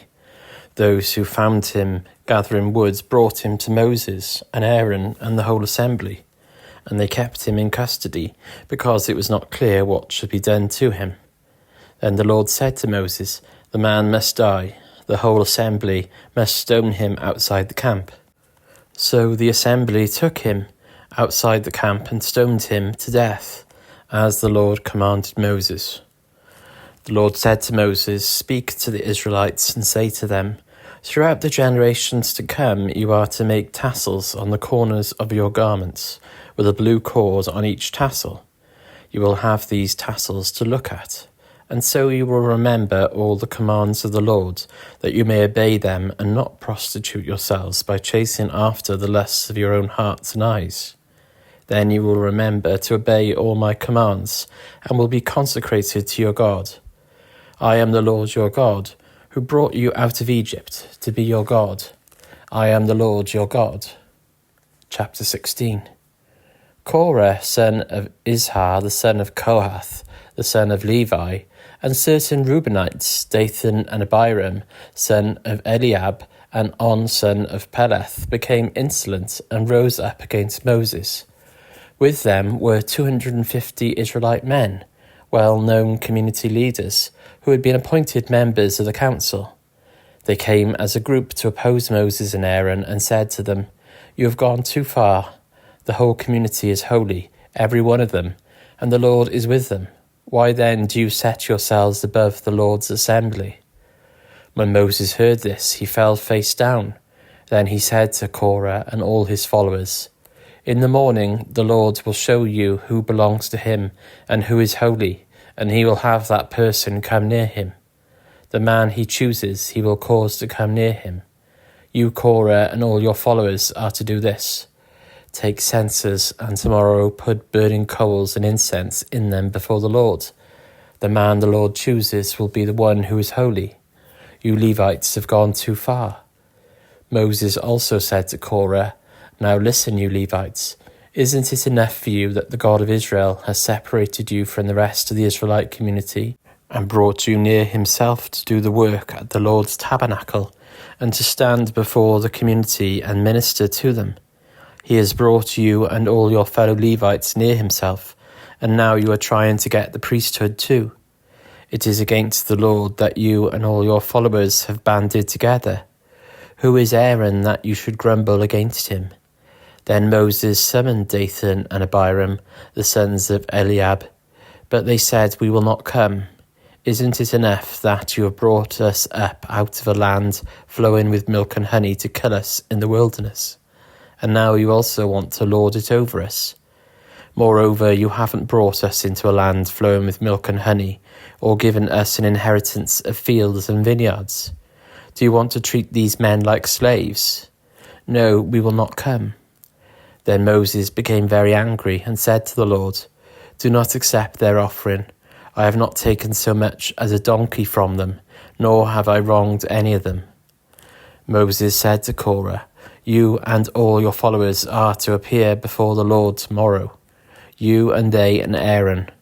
Each man is to take his censer and put incense in it, 250 censers in all, and present it before the Lord.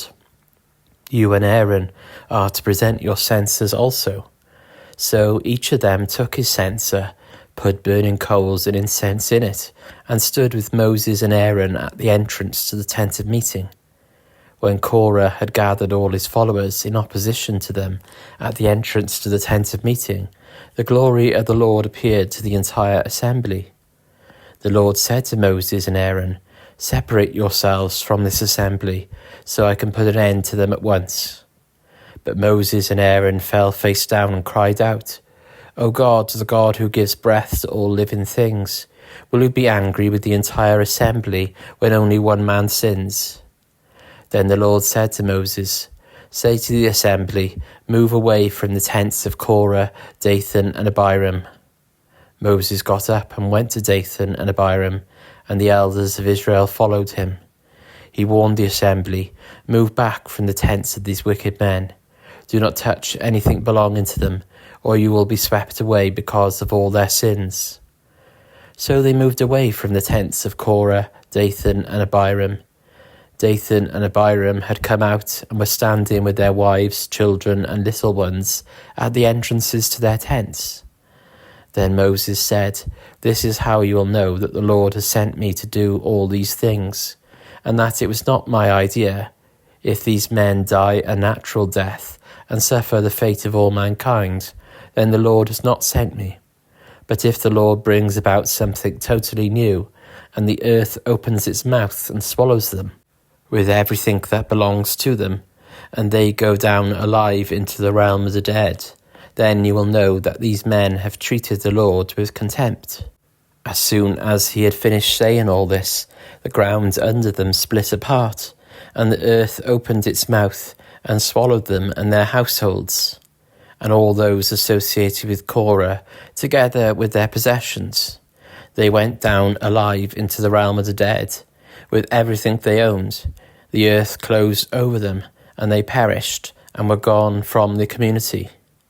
At their cries, all the Israelites around them fled, shouting, "The earth is going to swallow us too." And the fire came out from the Lord and consumed the 250 men who were offering the incense. The Lord said to Moses, "Tell Eleazar, son of Aaron the priest, to remove the censers from the charred remains and scatter the coals some distance away, for the censers are holy. The censers are the men who sinned at the cost of their lives. Hammer the censers into sheets to overlay the altar, for they were presented before the Lord and have become holy. Let them be a sign to the Israelites." So Eleazar the priest collected the bronze censers brought by those who had been burned to death, and he had them hammered out to overlay the altar, as the Lord directed him through Moses. This was to remind the Israelites that no one except a descendant of Aaron should come to burn incense before the Lord, or he would become like Korah and his followers. The next day the whole Israelite community grumbled against Moses and Aaron. "You have killed the Lord's people," they said. But when the assembly gathered in opposition to Moses and Aaron and turned towards the tent of meeting, suddenly the cloud covered it, and the glory of the Lord appeared.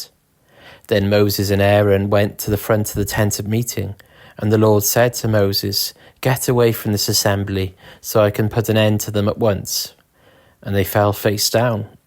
Then Moses said to Aaron, "Take your censer and put incense in it, along with burning coals from the altar, and hurry to the assembly to make atonement for them. Wrath has come out from the Lord. The plague has started." So Aaron did as Moses said, and ran into the midst of the assembly. The plague had already started among the people.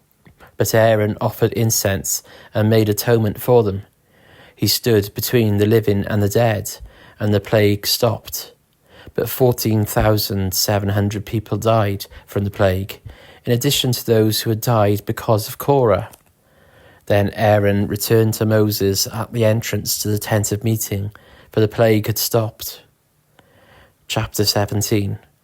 The Lord said to Moses, "Speak to the Israelites and get 12 staffs from them, one from the leader of each of their ancestral tribes. Write the name of each man on his staff. On the staff of Levi write Aaron's name, for there must be one staff for the head of each ancestral tribe. Place them in the tent of meeting in front of the ark of the covenant law, where I meet with you. The staff belonging to the man I choose will sprout, and I will rid myself of this constant grumbling against you by the Israelites."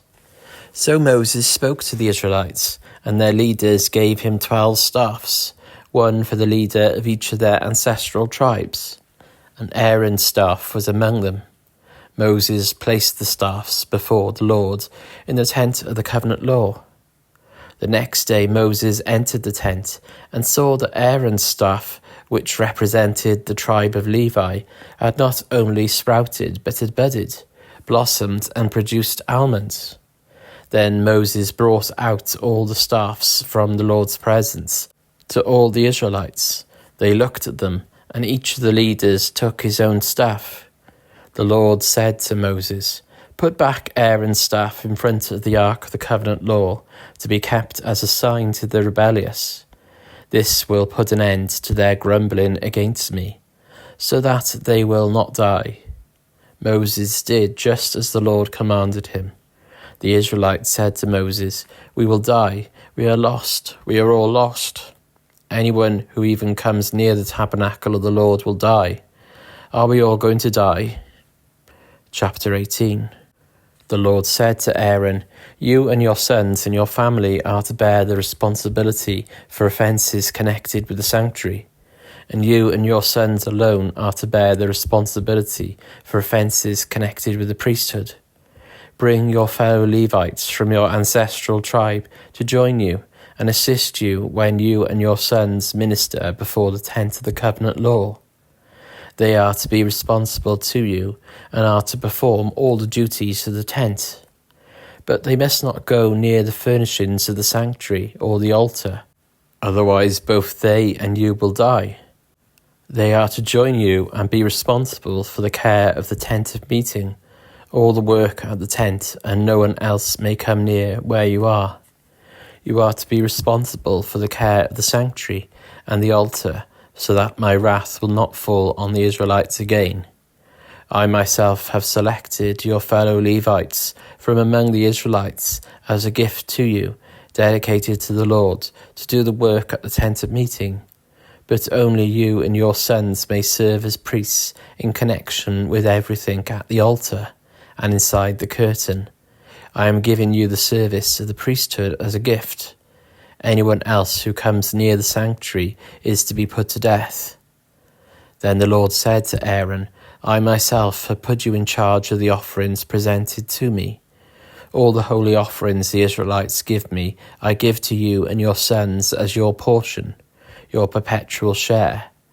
You are to have the part of the most holy offerings that is kept from the fire. From all the gifts they bring me as the most holy offerings, whether grain or sin or guilt offerings, that part belongs to you and your sons. Eat it as something most holy. Every male shall eat it. You must regard it as holy. This also is yours, whatever is set aside from the gifts of all the wave offerings of the Israelites. I give this to you and your sons and daughters as your perpetual share.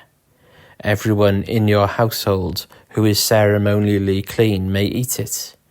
I give you all the finest olive oil and all the finest new wine and grain they give the Lord as the firstfruits of their harvest. All the land's firstfruits that they bring to the Lord will be yours. Everyone in your household who is ceremonially clean may eat it.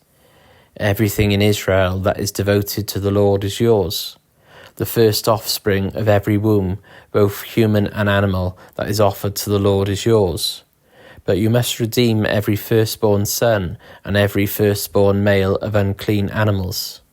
When they are a month old, you must redeem them at the redemption price, set at 5 shekels of silver, according to the sanctuary shekel, which weighs 20 gerahs.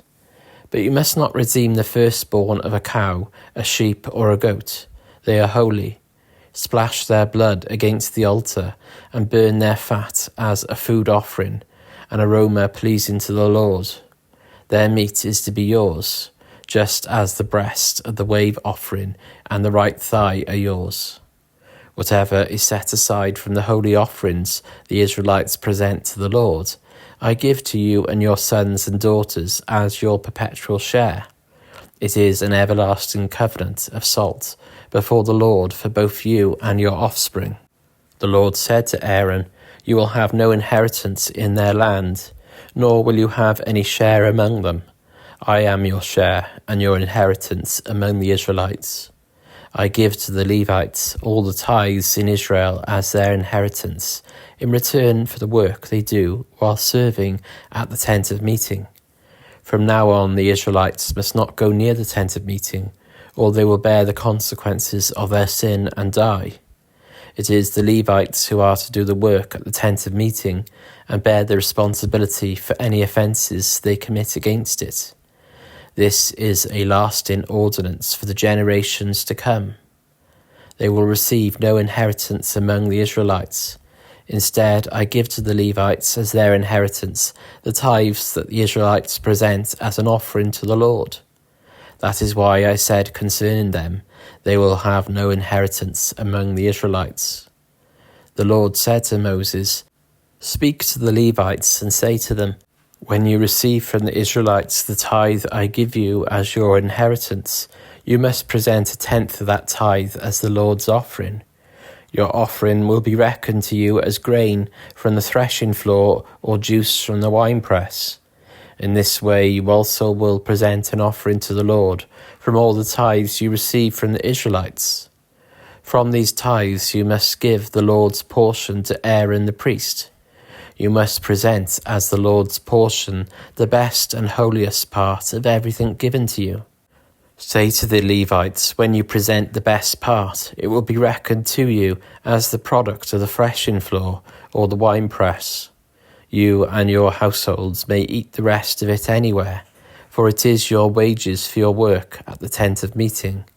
By presenting the best part of it, you will not be guilty in this matter. Then you will not defile the holy offerings of the Israelites, and you will not die. Chapter 19. The Lord said to Moses and Aaron, This is a requirement of the Lord that the Lord has commanded. Tell the Israelites to bring you a red heifer without defect or blemish, and that has never been under a yoke. Give it to Eleazar the priest. It is to be taken outside the camp and slaughtered in his presence. Then Eleazar the priest is to take some of its blood on his finger and sprinkle it 7 times towards the front of the tent of meeting. While he watches, the heifer is to be burned, its hide, flesh, blood and intestines. The priest is to take some cedar wood, hyssop and scarlet wool and throw them onto the burning heifer. After that, the priest must wash his clothes and bathe himself with water. He may then come into the camp, but he will be ceremonially unclean till the evening. The man who burns it must also wash his clothes and bathe with water, and he too will be ceremonially unclean till evening. A man who is clean shall gather up the ashes of the heifer and put them in a ceremonially clean place outside the camp. They are to be kept by the Israelite community for use in the water of cleansing. It is for purification from sin. The man who gathers up the ashes of the heifer must also wash his clothes, and he too will be unclean till evening. This will be a lasting ordinance both for the Israelites and for the foreigners residing among them. Whoever touches a human corpse will be unclean for 7 days. They must purify themselves with the water on the 3rd day, and on the 7th day, then they will be clean. But if they do not purify themselves on the 3rd and 7th days, they will not be clean. If they fail to purify themselves after touching a human corpse, they defile the Lord's tabernacle.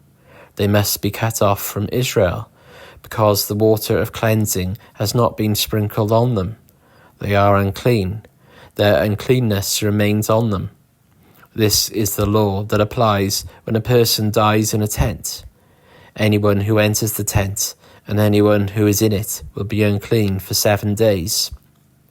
And every open container without a lid fastened on it will be unclean. Anyone out in the open who touches someone who has been killed with a sword, or someone who has died a natural death, or anyone who touches a human bone or a grave will be unclean for 7 days. For the unclean person put some ashes from the burned purification offering into a jar and pour fresh water over them. Then a man who is ceremonially clean is to take some hyssop, dip it in the water, and sprinkle the tent and all the furnishings and the people who were there. He must also sprinkle anyone who has touched a human bone or a grave, or anyone who has been killed, or anyone who has died a natural death. The man who is clean is to sprinkle those who are unclean on the 3rd and 7th days. And on the 7th day he is to purify them. Those who are being cleansed must wash their clothes and bathe with water, and that evening they will be clean. But if those who are unclean do not purify themselves, they must be cut off from the community, because they have defiled the sanctuary of the Lord. The water of cleansing has not been sprinkled on them, and they are unclean. This is a lasting ordinance for them. The man who sprinkles the water of cleansing must also wash his clothes, and anyone who touches the water of cleansing will be unclean till evening. Anything that an unclean person touches becomes unclean, and anyone who touches it becomes unclean till evening. Chapter 20. In the first month the whole Israelite community arrived at the desert of Zin, and they stayed at Kadesh. There Miriam died and was buried. Now there was no water for the community, and the people gathered in opposition to Moses and Aaron. They quarrelled with Moses and said, "If only we had died when our brothers fell dead before the Lord. Why did you bring the Lord's community into this wilderness, that we and our livestock should die here? Why did you bring us up out of Egypt to this terrible place? It has no grain or figs, grapevines or pomegranates, and there is no water to drink." Moses and Aaron went from the assembly to the entrance to the tent of meeting and fell face down, and the glory of the Lord appeared to them. The Lord said to Moses, "Take the staff, and you and your brother Aaron gather the assembly together. Speak to that rock before their eyes, and it will pour out its water. You will bring water out of the rock for the community, so they and their livestock can drink." So Moses took the staff from the Lord's presence, just as he commanded him. He and Aaron gathered the assembly together in front of the rock, and Moses said to them, Listen, you rebels, must we bring you water out of this rock? Then Moses raised his arm and struck the rock twice with his staff. Water gushed out, and the community and their livestock drank.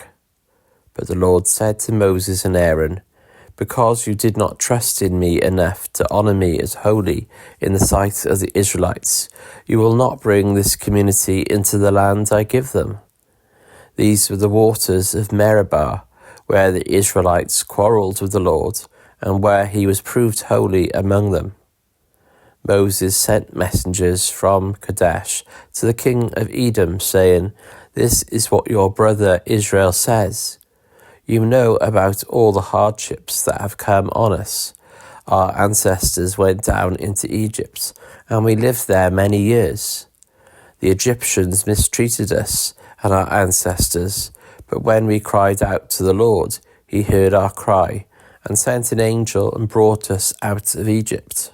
Now we are here at Kadesh, a town on the edge of your territory. Please let us pass through your country. We will not go through any field or vineyard, or drink water from any well. We will travel along the king's highway, and will not turn to the right or to the left until we have passed through your territory. But Edom answered, You may not pass through here. If you try, we will march out and attack you with the sword. The Israelites replied, We will go along the main road, and if we or our livestock drink any of your water, we will pay for it. We only want to pass through on foot, nothing else. Again they answered, You may not pass through.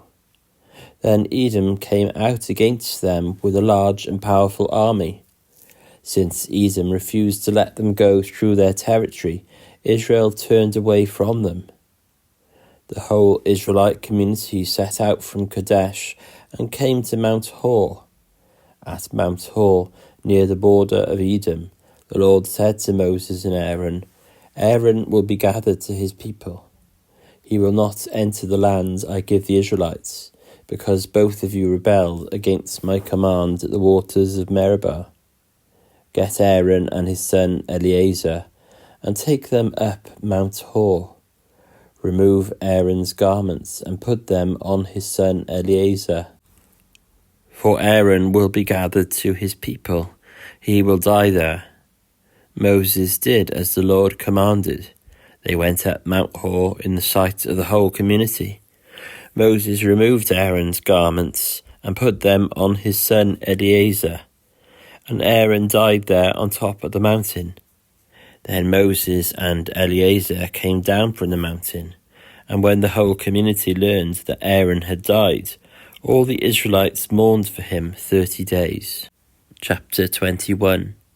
When the Canaanite king of Arad, who lived in the Negev, heard that Israel was coming along the road to Atharim, he attacked the Israelites and captured some of them. Then Israel made this vow to the Lord, If you will deliver these people into our hands, we will totally destroy their cities. The Lord listened to Israel's plea and gave the Canaanites over to them. They completely destroyed them and their towns, so the place was named Hormah. They travelled from Mount Hor along a route to the Red Sea to go around Edom, but the people grew impatient on the way. They spoke against God and against Moses, and said, Why have you brought us up out of Egypt to die in the wilderness? There is no bread, there is no water, and we detest this miserable food. Then the Lord sent venomous snakes among them. They bit the people, and many Israelites died. The people came to Moses and said, We sinned when we spoke against the Lord and against you. Pray that the Lord will take the snakes away from us. So Moses prayed for the people. The Lord said to Moses, Make a snake and put it up on a pole. Anyone who is bitten can look at it and live. So Moses made a bronze snake and put it on a pole. Then when anyone was bitten by a snake and looked at the bronze snake, they lived. The Israelites moved on and camped at Oboth. There they set out from Oboth and camped in Abrim, in the wilderness that faces Moab, toward the sunrise. From there they moved on and camped in the Zered Valley. They set out from there and camped alongside the Arnon, which is in the wilderness extending into Amorite territory. The Arnon is the border of Moab, between Moab and the Amorites. That is why the book of the wars of the Lord says, Zahab in Suphah and the ravines, the Arnon and the slopes of the ravines that lead to the settlement of Ar and lie along the border of Moab. From there they continued on to Beer, the well where the Lord said to Moses, Gather the people together, and I will give them water. Then Israel sang this song, Spring up, O well, sing about it, about the well that the princes dug, that the nobles of the people sank, the nobles with sceptres and staffs. Then they went from the wilderness to Mattanah, from Mattanah to Nahaleel, from Nahaleel to Ramoth, and from Bamoth to the valley in Moab, where the top of the Pisgah overlooks the wasteland. Israel sent messengers to say to Sihon, king of the Amorites, Let us pass through your country. We will not turn aside into any field or vineyard, or drink water from any well. We will travel along the king's highway until we have passed through your territory. But Sihon would not let Israel pass through his territory. He mustered his entire army and marched out into the wilderness against Israel. When he reached Jahaz, he fought with Israel. Israel, however, put him to the sword and took over his land, from the Arnon to the Jabbok, but only as far as the Ammonites, because their border was fortified. Israel captured all the cities of the Amorites and occupied them, including Heshbon and all its surrounding settlements. Heshbon was the city of Sihon, king of the Amorites, who had fought against the former king of Moab, and had taken from him all his land as far as the Arnon. This is why the poets say, Come to Heshbon and let it be rebuilt. Let Sihon's city be restored. Fire went out from Heshbon, a blaze from the city of Sihon. It consumed Ar of Moab, the citizens of Arnon's heights. Woe to you, Moab! You are destroyed, people of Chemosh. He has given up his sons as fugitives, and his daughters as captives, to Sihon, king of the Amorites. But we have overthrown them. Heshbon's dominion has been destroyed all the way to Dibon. We have demolished them as far as Nophah, which extends to Medeba. So Israelites settled in the land of the Amorites. And Moses had sent spies to Jazer.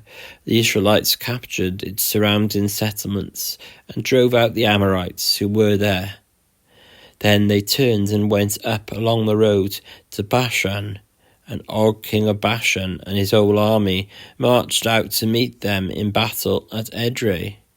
The Lord said to Moses, Do not be afraid of him, for I have delivered him into your hands, along with his whole army and his land. Do to him what you did to Sihon, king of the Amorites, who reigned in Heshbon. So they struck him down, together with his sons and his whole army, leaving them no survivors, and they took possession of his land. Chapter 22. Then the Israelites travelled to the plains of Moab and camped along the Jordan across from Jericho. Now Balak, son of Zippor, saw all that Israel had done to the Amorites, and Moab was terrified because there were so many people. Indeed, Moab was filled with dread because of the Israelites. The Moabites said to the elders of Midian, This horde is going to lick up everything around us, as an ox licks up the grass of the field. So Balak, son of Zippor, who was king of Moab at that time, sent messengers to summon Balaam, son of Beor, who was at Pethor, near the Euphrates River in his native land. Balak said, "A people has come out of Egypt. They cover the face of the land and have settled next to me. Now come and put a curse on these people, because they are too powerful for me. Perhaps then I will be able to defeat them and drive them out of the land. For I know that whosoever you bless is blessed, and whoever you curse is cursed." The elders of Moab and Midian left, taking with them the fee for divination. When they came to Balaam, they told him what Balak had said. "Spend the night here," Balaam said to them, "and I will report back to you with the answer the Lord gives me." So the Moabite officials stayed with him. God came to Balaam and asked, "Who are these men with you?" Balaam said to God, "Balak son of Zippor, king of Moab, sent me this message. A people that has come out of Egypt covers the face of the land. Now come and put a curse on them for me. Perhaps then I will be able to fight them and drive them away." But God said to Balaam, "Do not go with them. You must not put a curse on those people, because they are blessed." The next morning Balaam got up and said to Balak's officials, "Go back to your own country, for the Lord has refused to let me go with you." So the Moabite officials returned to Balak and said, "Balaam refused to come with us." Then Balak sent other officials, more numerous and more distinguished than the first. They came to Balaam and said, "This is what Balak son of Zippor says. Do not let anything keep you from coming to me, because I will reward you handsomely and do whatever you say. Come and put a curse on these people for me." But Balaam answered them, "Even if Balak gave me all the silver and gold in his palace, I could not do anything great or small to go beyond the command of the Lord my God. Now spend the night here so that I can find out what else the Lord will tell me." That night God came to Balaam and said, "Since these men have come to summon you, go with them, but do only what I tell you." Balaam got up in the morning, saddled his donkey, and went with the Moabite officials.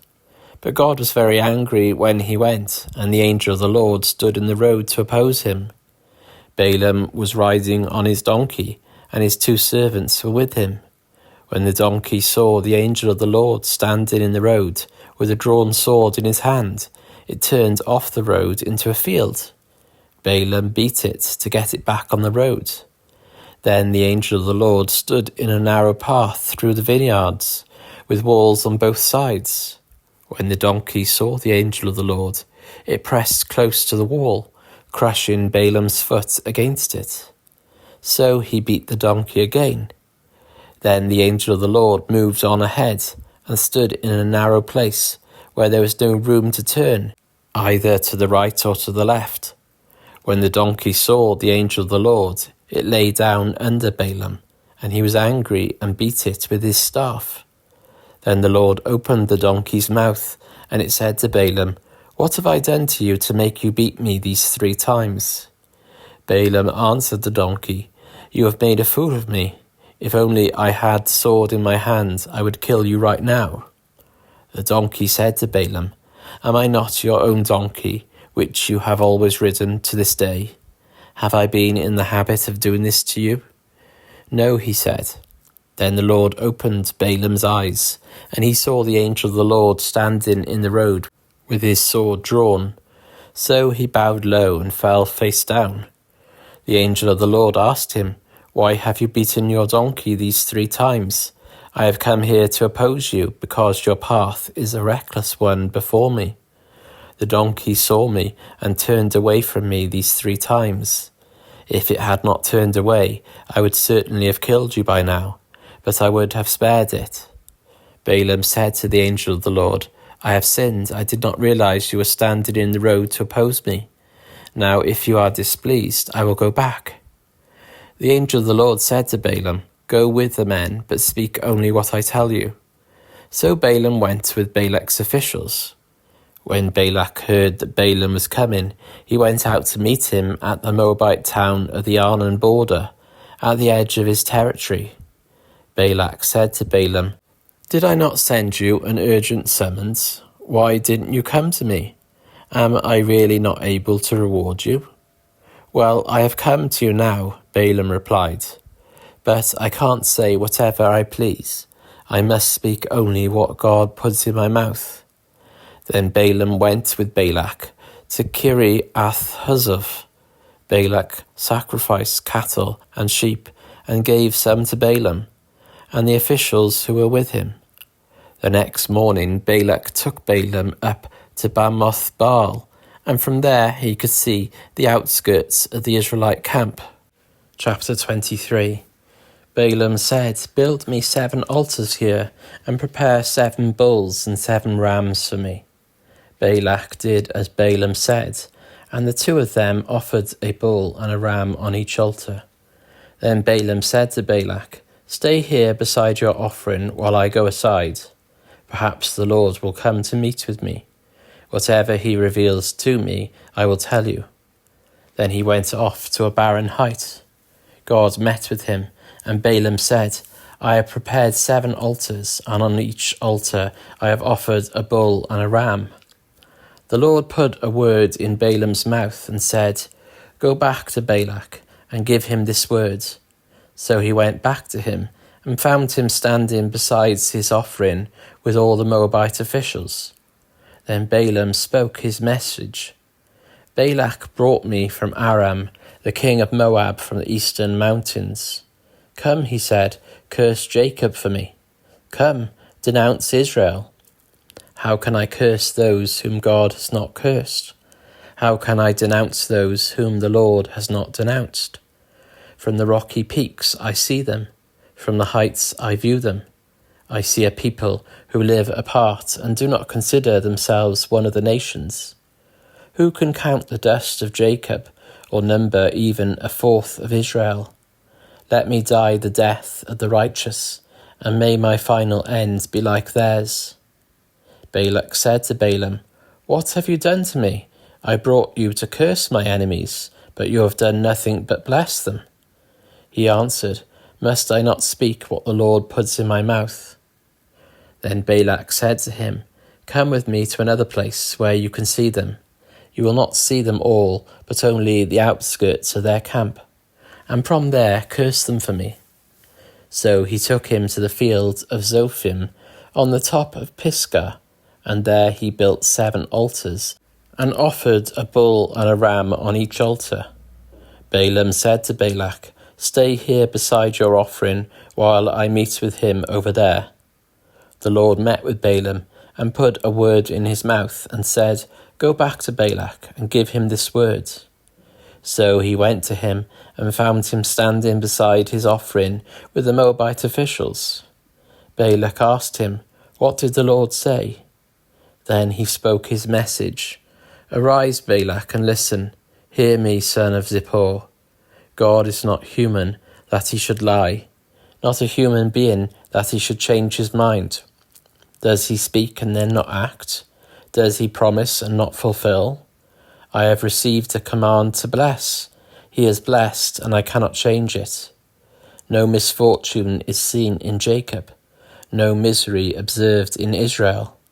The Lord their God is with them. The shout of the king is among them. God brought them out of Egypt, and they have the strength of a wild ox. There is no divination against Jacob, no evil omens against Israel. It will now be said of Jacob and of Israel, see what God has done. The people rises like a lioness. They rouse themselves like a lion that does not rest till it devours its prey and drinks the blood of its victims." Then Balak said to Balaam, "Neither curse them at all, nor bless them at all." Balaam answered, "Did I not tell you I must do whatever the Lord says?" Then Balak said to Balaam, "Come, let me take you to another place. Perhaps it will please God to let you curse them for me from there." And Balak took Balaam to the top of Peor, overlooking the wasteland. Balaam said, "Build me 7 altars here, and prepare 7 bulls and 7 rams for me." Balak did as Balaam had said, and offered a bull and a ram on each altar. Chapter 24. Now when Balaam saw that it pleased the Lord to bless Israel, he did not resort to divination as at other times, but turned his face toward the wilderness.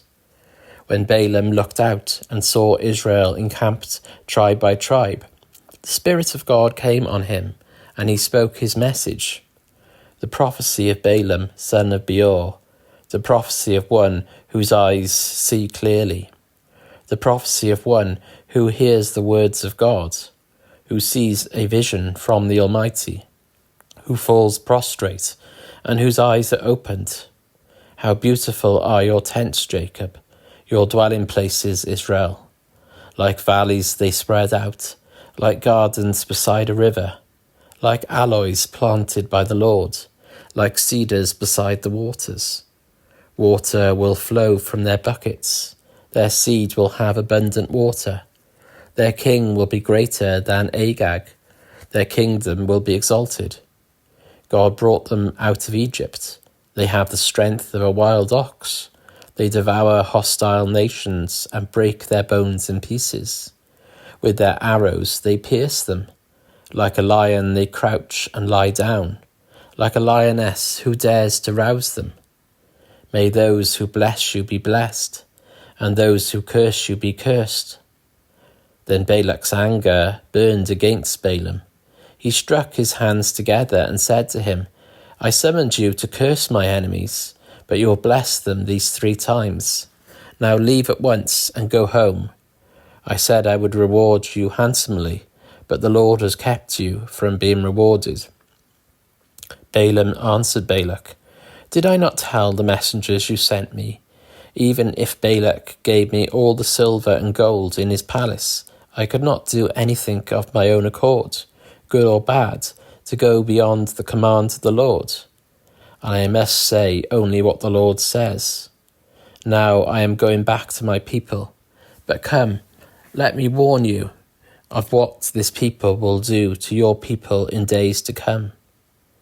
Then he spoke his message, the prophecy of Balaam son of Beor, the prophecy of one whose eye sees clearly, the prophecy of one who hears the words of God, who has knowledge from the Most High, who sees a vision from the Almighty, who falls prostrate and whose eyes are opened. I see him, but not now. I behold him, but not near. A star will come out of Jacob. A scepter will rise out of Israel. He will crush the foreheads of Moab, the skulls of all the people of Sheth. Edom will be conquered. Seir, his enemy, will be conquered, but Israel will grow strong. A ruler will come out of Jacob and destroy the survivors of the city. Then Balaam saw Amalek and spoke his message. Amalek was first among the nations, but their end will be utter destruction. Then he saw the Kenites and spoke his message. Your dwelling place is secure, your nest is set in a rock. Yet you Kenites will be destroyed when Asher takes you captive. Then he spoke his message. Alas, who can live when God does this? Ships will come from the shores of Cyprus.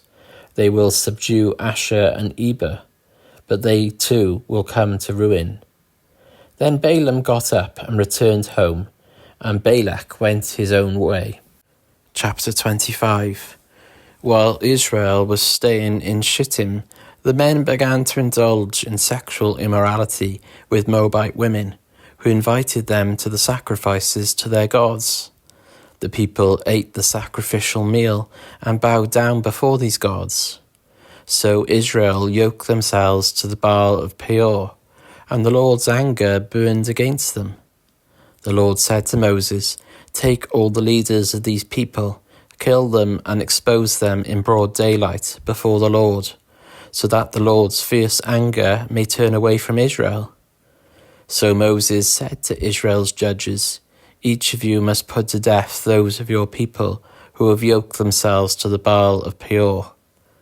Then an Israelite man brought into the camp a Midianite woman right before the eyes of Moses and the whole assembly of Israel, while they were weeping at the entrance to the tent of meeting. When Phinehas, son of Eleazar, the son of Aaron, the priest, saw this, he left the assembly, took a spear in his hand, and followed the Israelites into the tent. He drove the spear into both of them, right through the Israelite man and into the woman's stomach. Then the plague against the Israelites was stopped, but those who died in the plague numbered 24,000. The Lord said to Moses, Phinehas, son of Eleazar, the son of Aaron the priest, has turned my anger away from the Israelites, since he was as zealous for my honour among them as I am. I did not put an end to them in my zeal. Therefore tell him I am making my covenant of peace with him. He and his descendants will have a covenant of a lasting priesthood, because he was zealous for the honour of his God and made atonement for the Israelites.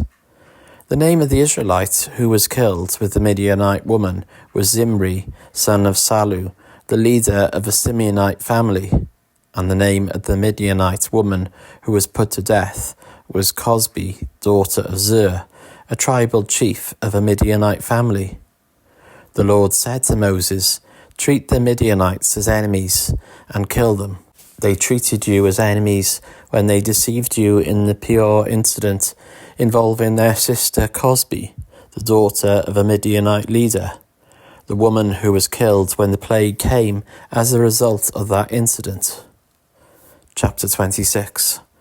After the plague, the Lord said to Moses and Eleazar, son of Aaron the priest, Take a census of the whole Israelite community by families, all those 20 years old or more who are able to serve in the army of Israel.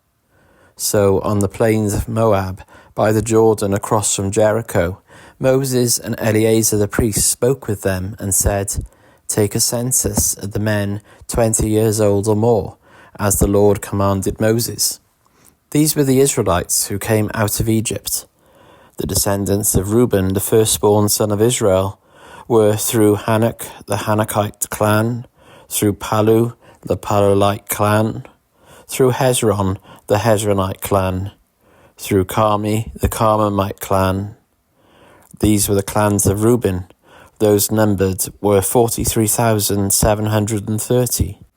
The son of Palu was Eliab, and the sons of Eliab were Nemuel, Dathan, and Abiram.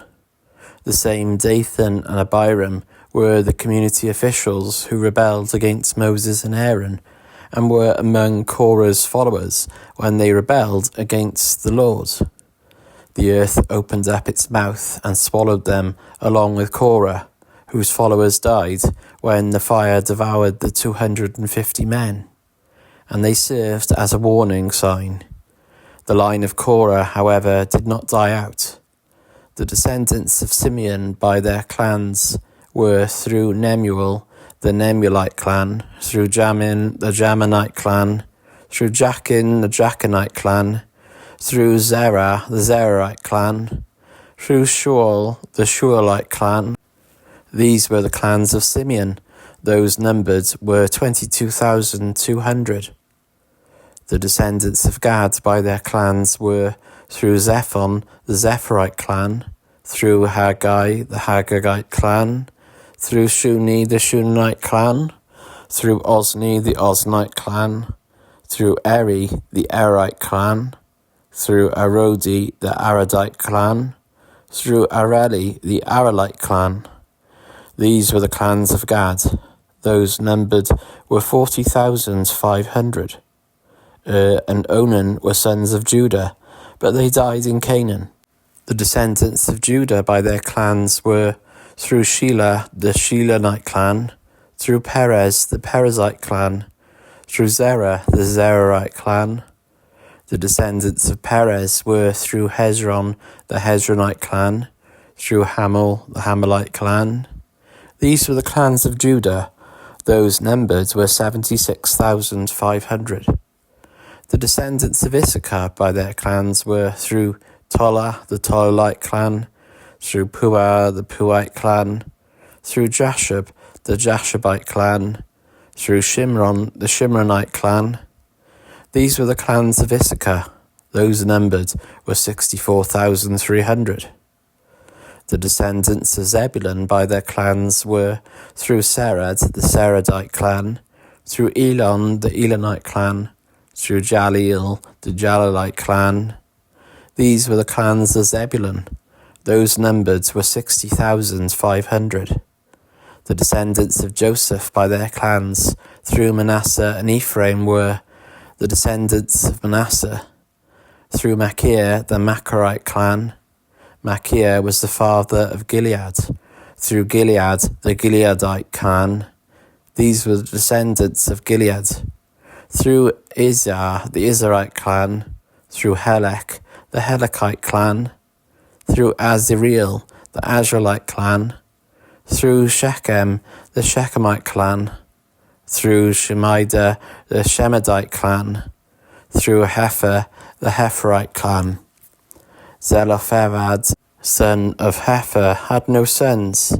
He had only daughters, whose names were Mahlah, Noah, Hoglah, Milcah, and Tirzah. These were the clans of Manasseh.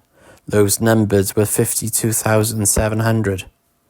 These were the descendants of Ephraim by their clans, through Shuthelah, the Shuthelite clan, through Becher, the Becherite clan, through Tahan, the Tahanite clan.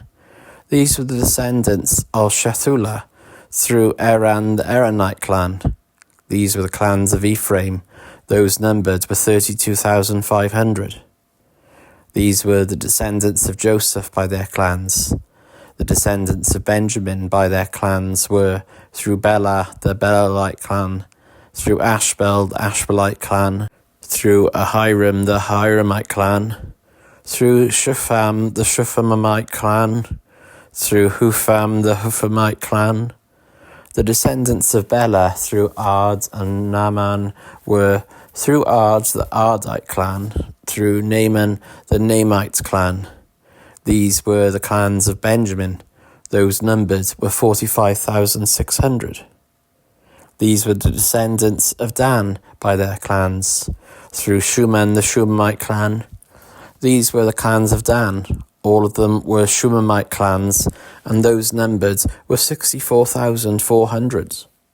The descendants of Asher by their clans, through Imnah, the Imnite clan, through Ishvi, the Ishvite clan, through Beriah, the Berite clan, and through the descendants of Beriah, through Heber, the Heberite clan, through Malchiel, the Malchite clan. Asher had a daughter named Serah. These were the clans of Asher. Those numbered were 53,400. The descendants of Naphtali by their clans were through Jaziel, the Jazielite clan, through Guni, the Gunanite clan, through Jezer, the Jezerite clan, through Shillem, the Shillemite clan.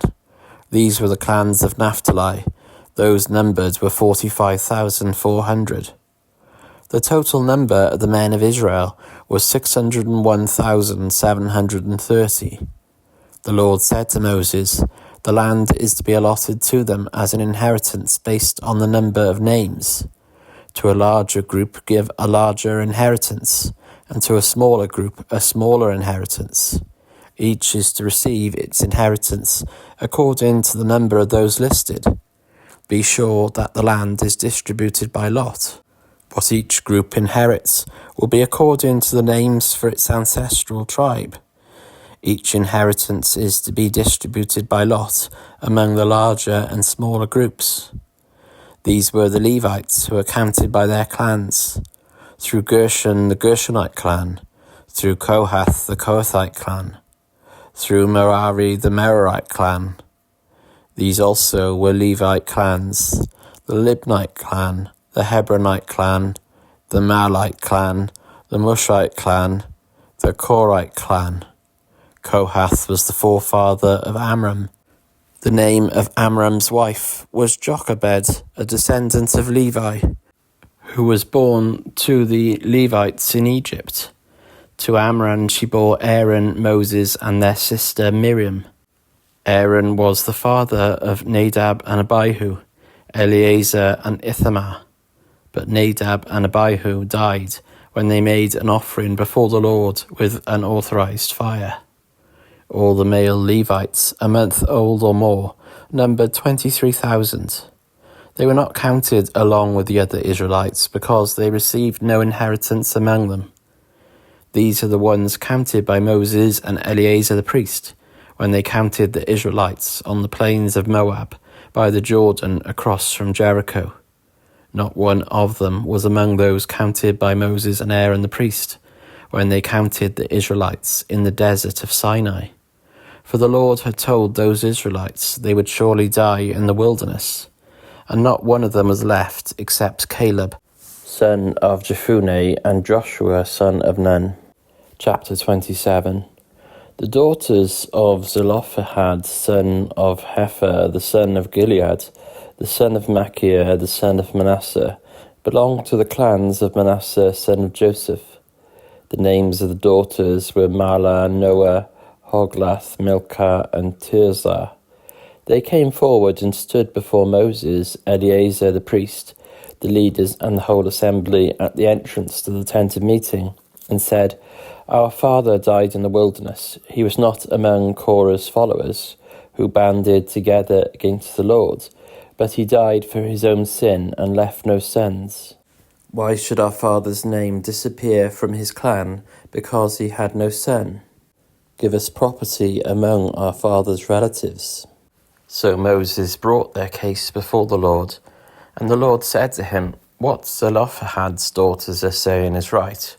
You must certainly give them property as an inheritance among their father's relatives, and give their father's inheritance to them. Say to the Israelites, if a man dies and leaves no son, give his inheritance to his daughter. If he has no daughter, give his inheritance to his brothers. If he has no brothers, give his inheritance to his father's brothers. If his father had no brothers, give his inheritance to the nearest relative in his clan, that he may possess it.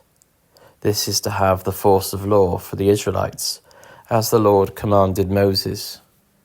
Then the Lord said to Moses, "Go up this mountain in the Abarim range, and see the land I have given the Israelites. After you have seen it, you too will be gathered to your people, as your brother Aaron was. For when the community rebelled at the waters in the desert of Zin, both of you disobeyed my command to honor me as holy before their eyes. These were the waters of Meribah Kadesh, in the desert of Zin." Moses said to the Lord, "May the Lord, the God who gives breath to all living things, appoint someone over this community to go out and come in before them, one who will lead them out and bring them in. So the Lord's people will not be like a sheep without a shepherd." So the Lord said to Moses, "Take Joshua, son of Nun, a man in whom is the spirit of leadership, and lay your hand on him. Have him stand before Eleazar the priest and the entire assembly, and commission him in their presence. Give him some of your authority so the whole Israelite community will obey him. He is to stand before Eleazar the priest, who will obtain decisions for him by inquiring of the Urim before the Lord. At his command, he and the entire community of the Israelites will go out, and at his command they will come in." Moses did as the Lord commanded him. He took Joshua and had him stand before Eleazar the priest and the whole assembly. Then he laid his hands on him and commissioned him, as the Lord instructed through Moses. Chapter 28. The Lord said to Moses, "Give this command to the Israelites and say to them, make sure that you present to me at the appointed time my food offerings as an aroma pleasing to me.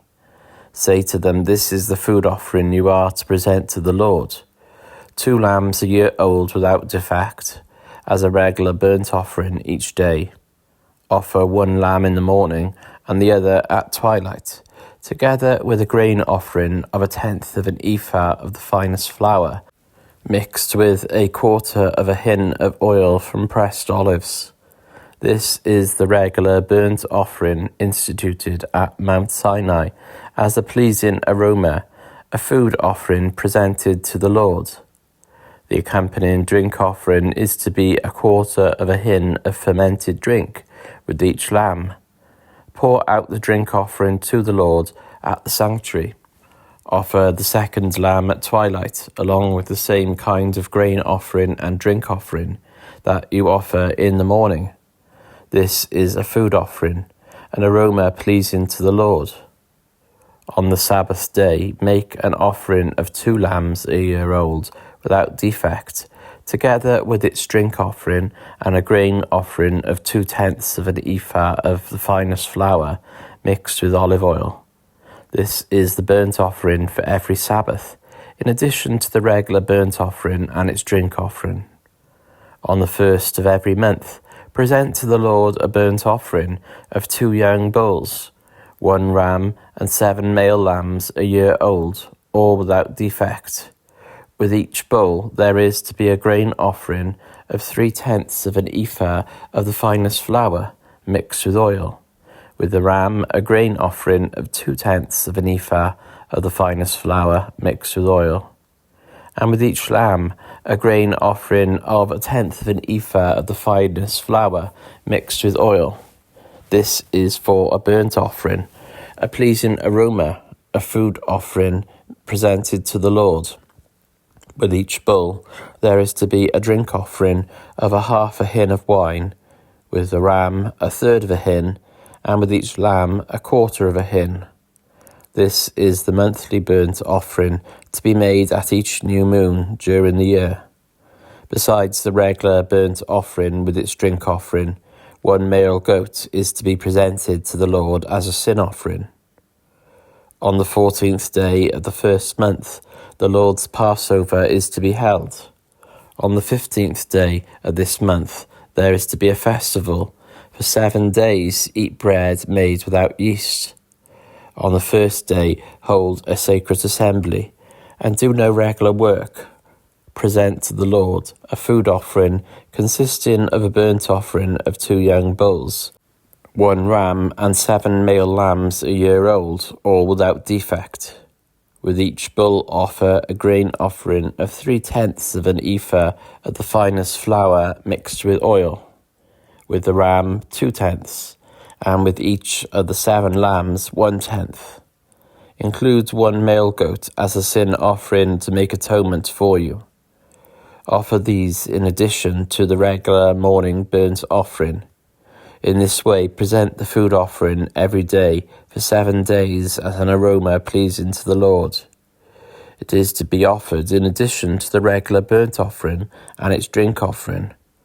On the 7th day, hold a sacred assembly, and do no regular work. On the day of first fruits, when you present to the Lord an offering of new grain during the festival of weeks, hold a sacred assembly, and do no regular work. Present a burnt offering of 2 young bulls, 1 ram and 7 male lambs a year old, as an aroma pleasing to the Lord.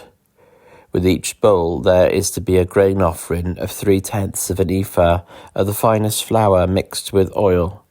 With the ram 2/10, and with each of the 7 lambs 1/10. Include 1 male goat to make atonement for you. Offer these together with their drink offerings in addition to the regular burnt offering and its grain offering. Be sure the animals are without defect. Chapter 29. On the 1st day of the 7th month, hold a sacred assembly, and do no regular work. It is a day for you to sound the trumpets. As an aroma pleasing to the Lord, offer a burnt offering of 1 young bull, 1 ram and 7 male lambs a year old, all without defect. With the bull, offer a grain offering of 3/10 of an ephah of the finest flour mixed with olive oil. With the ram 2/10, and with each of the 7 lambs 1/10. Include 1 male goat as a sin offering to make atonement for you. These are in addition to the monthly and daily burnt offerings with their grain offerings and drink offerings, as specified. They are food offerings presented to the Lord, a pleasing aroma. On the 10th day of this 7th month, hold a sacred assembly. You must deny yourselves and do no work. Present as an aroma pleasing to the Lord a burnt offering of 1 young bull, 1 ram, and 7 male lambs a year old, all without defect. With the bull, offer a grain offering of 3/10 of an ephah of the finest flour mixed with oil, with the ram 2/10, and with each of the 7 lambs 1/10. Include 1 male goat as a sin offering, in addition to the sin offering for atonement and the regular burnt offering with its grain offering and their drink offerings. On the 15th day of the 7th month, hold a sacred assembly and do no regular work. Celebrate a festival to the Lord for 7 days. Present as an aroma pleasing to the Lord a food offering consisting of a burnt offering of 13 young bulls, 2 rams, and 14 male lambs a year old, all without defect.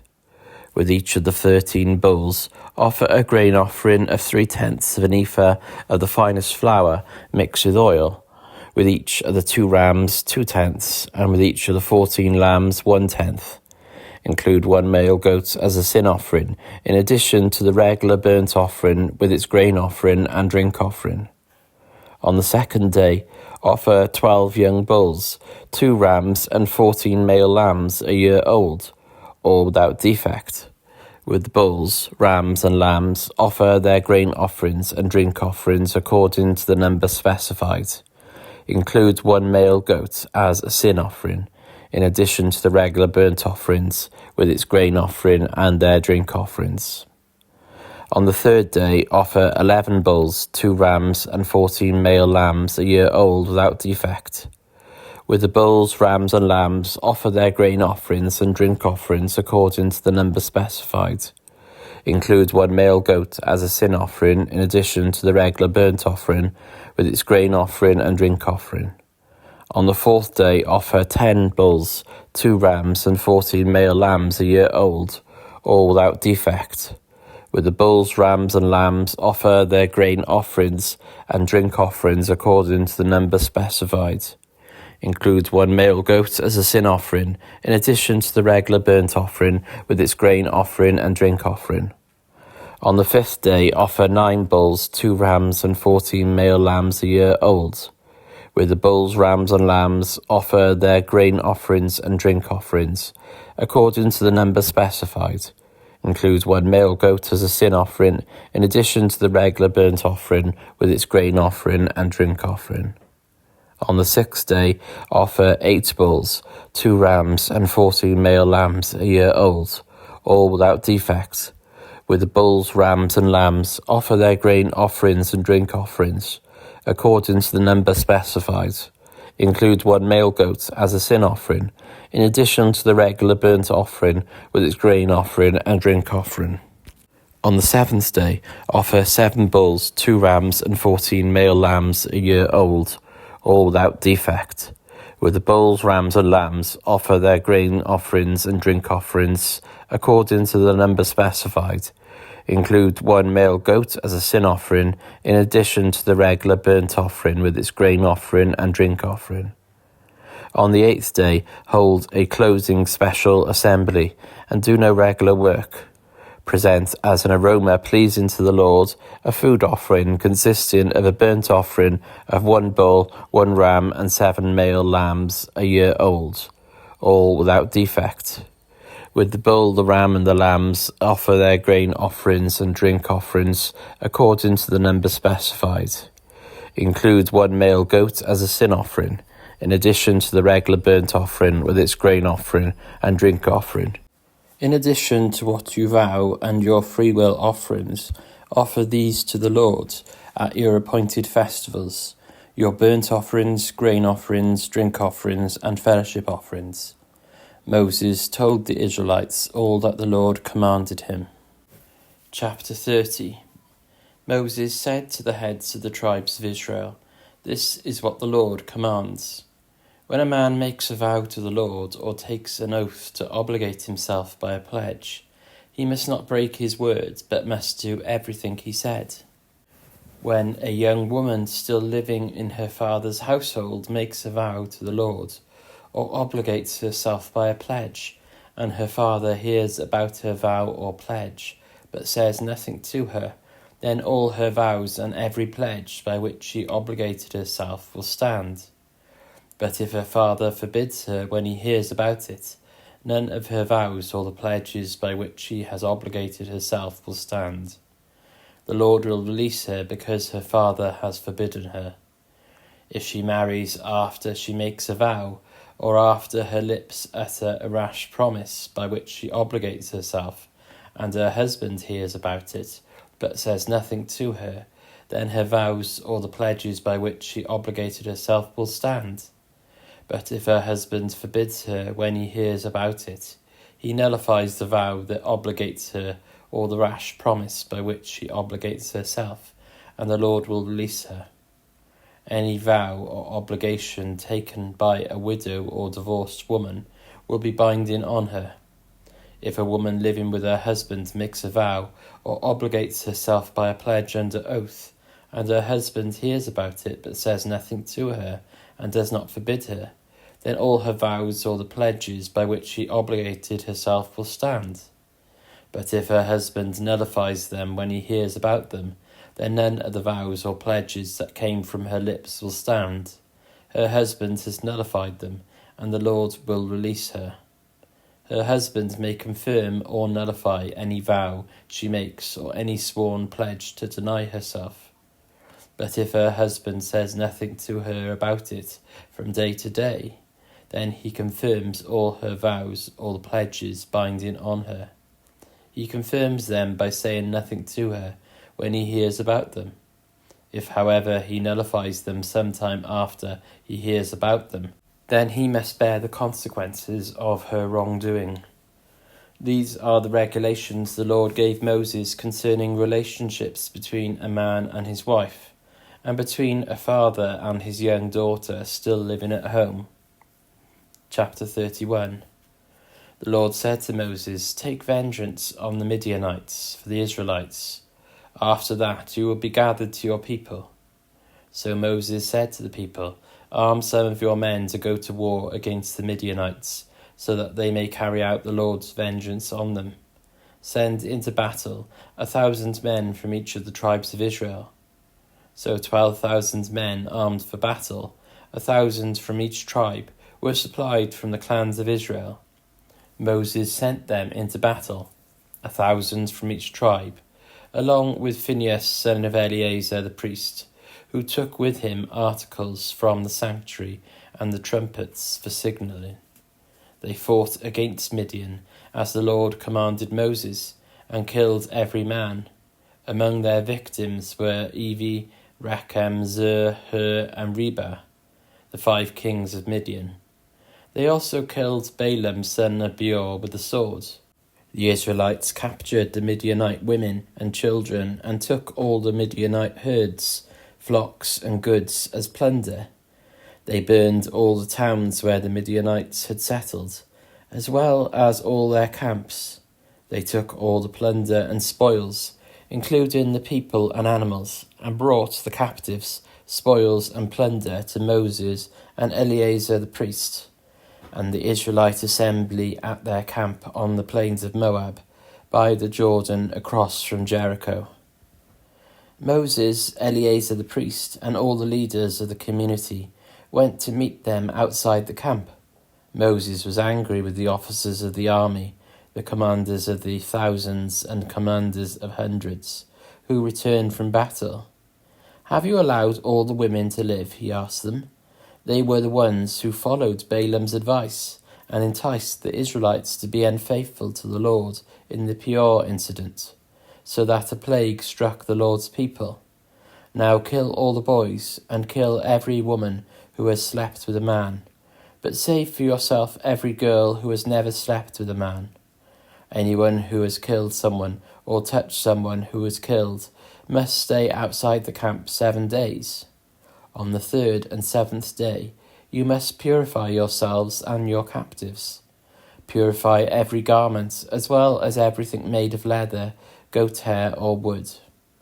Then Eleazar the priest said to the soldiers who had gone into battle, "This is what is required by the law that the Lord gave Moses: gold, silver, bronze, iron, tin, lead, and anything else that can withstand fire must be put through the fire, and then it will be clean.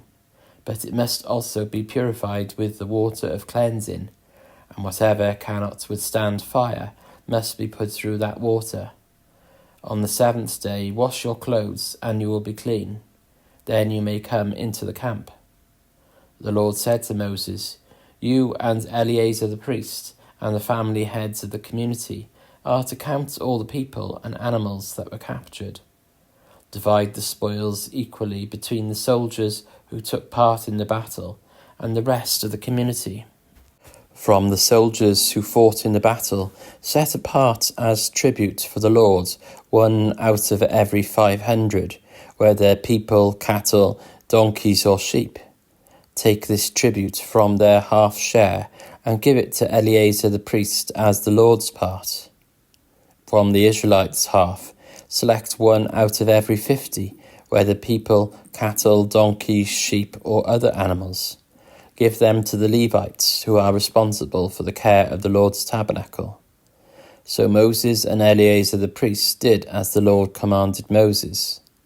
The plunder remaining from the spoils that the soldiers took was 675,000 sheep, 72,000 cattle, 61,000 donkeys, and 32,000 women who had never slept with a man. The half share of those who fought in the battle was 337,500 sheep, of which the tribute for the Lord was 675. 36,000 cattle, of which the tribute for the Lord was 72. 30,500 donkeys, of which the tribute for the Lord was 61. 16,000 people, of whom the tribute for the Lord was 32. Moses gave the tribute to Eleazar the priest as the Lord's part, as the Lord commanded Moses. The half belonging to the Israelites, which Moses set apart from that of the fighting men, the community's half, was 337,500 sheep, 36,000 cattle, 30,500 donkeys, and 16,000 people. From the Israelites' half, Moses selected 1 out of every 50 people and animals as the Lord commanded him, and gave them to the Levites, who were responsible for the care of the Lord's tabernacle. Then the officers who were over the units of the army, the commanders of thousands and commanders of hundreds, went to Moses and said to him, Your servant has counted the soldiers under our command, and not one is missing. So we have brought as an offering to the Lord the gold articles each of us acquired, armlets, bracelets, signet rings, earrings, and necklaces, to make atonement for ourselves before the Lord. Moses and Eleazar the priest accepted from them the gold, all the crafted articles, all the gold from the commanders of thousands and commanders of hundreds, that Moses and Eleazar presented as a gift to the Lord, weighed 16,750 shekels. Each soldier had taken plunder for himself. Moses and Eleazar the priest accepted the gold from the commanders of thousands and commanders of hundreds, and brought it into the tent of meeting as a memorial for the Israelites before the Lord. Chapter 32. The Reubenites and Gadites, who had very large herds and flocks, saw that the lands of Jazer and Gilead were suitable for livestock. So they came to Moses and Eleazar the priest, and to the leaders of the community, and said, Ataroth, Dibon, Jazer, Nimrah, Heshbon, Elah, Sebam, Nebo, and Beon, the land the Lord subdued before the people of Israel, are suitable for livestock, and your servants have livestock. If we have found favour in your eyes, they said, let this land be given to your servants as our possession. Do not make us cross the Jordan. Moses said to the Gadites and the Reubenites, should your fellow Israelites go to war while you sit here? Why do you discourage the Israelites from crossing over into the land the Lord has given them? This is what your fathers did when I sent them from Kadesh Barnea to look over the land. After they went up to the valley of Eshcol and viewed the land, they discouraged the Israelites from entering the land the Lord had given them. The Lord's anger was aroused that day, and he swore this oath, because they have not followed me wholeheartedly, not one of those who were 20 years old or more when they came up out of Egypt will see the land I promised on oath to Abraham, Isaac, and Jacob. Not one except Caleb, son of Jephunneh the Kenizzite, and Joshua, son of Nun, for they followed the Lord wholeheartedly. The Lord's anger burned against Israel, and he made them wander in the wilderness 40 years, until the whole generation of those who had done evil in his sight was gone. And here you are, a brood of sinners, standing in the place of your fathers, and making the Lord even more angry with Israel. If you turn away from following him, he will again leave all this people in the wilderness, and you will be the cause of their destruction. Then they came up to him and said, We would like to build pens here for our livestock and cities for our women and children, but we will arm ourselves for battle and go ahead of the Israelites until we have brought them to their place. Meanwhile, our women and children will live in fortified cities for protection from the inhabitants of the land. We will not return to our homes until each of the Israelites has received their inheritance. We will not receive any inheritance with them on the other side of the Jordan, because our inheritance has come to us on the east side of the Jordan. Then Moses said to them, If you will do this, if you will arm yourselves before the Lord for battle, and if all of you who are armed cross over the Jordan before the Lord, until he has driven his enemies out before him, then when the land is subdued before the Lord, you may return and be free from your obligation to the Lord and to Israel, and this land will be your possession before the Lord. But if you fail to do this, you will be sinning against the Lord, and you may be sure that your sin will find you out. Build cities for your women and children and pens for your flocks, but do what you have promised. The Gadites and Reubenites said to Moses, We your servants will do as our Lord commands. Our children and wives, our flocks and herds will remain here in the cities of Gilead, but your servants, every man who is armed for battle, will cross over to fight before the Lord, just as our Lord says. Then Moses gave orders about them to Eleazar the priest, and Joshua son of Nun, and to the family heads of the Israelite tribes. He said to them, If the Gadites and Reubenites, every man armed for battle, cross over the Jordan with you before the Lord, then when the land is subdued before you, you must give them the land of Gilead as their possession.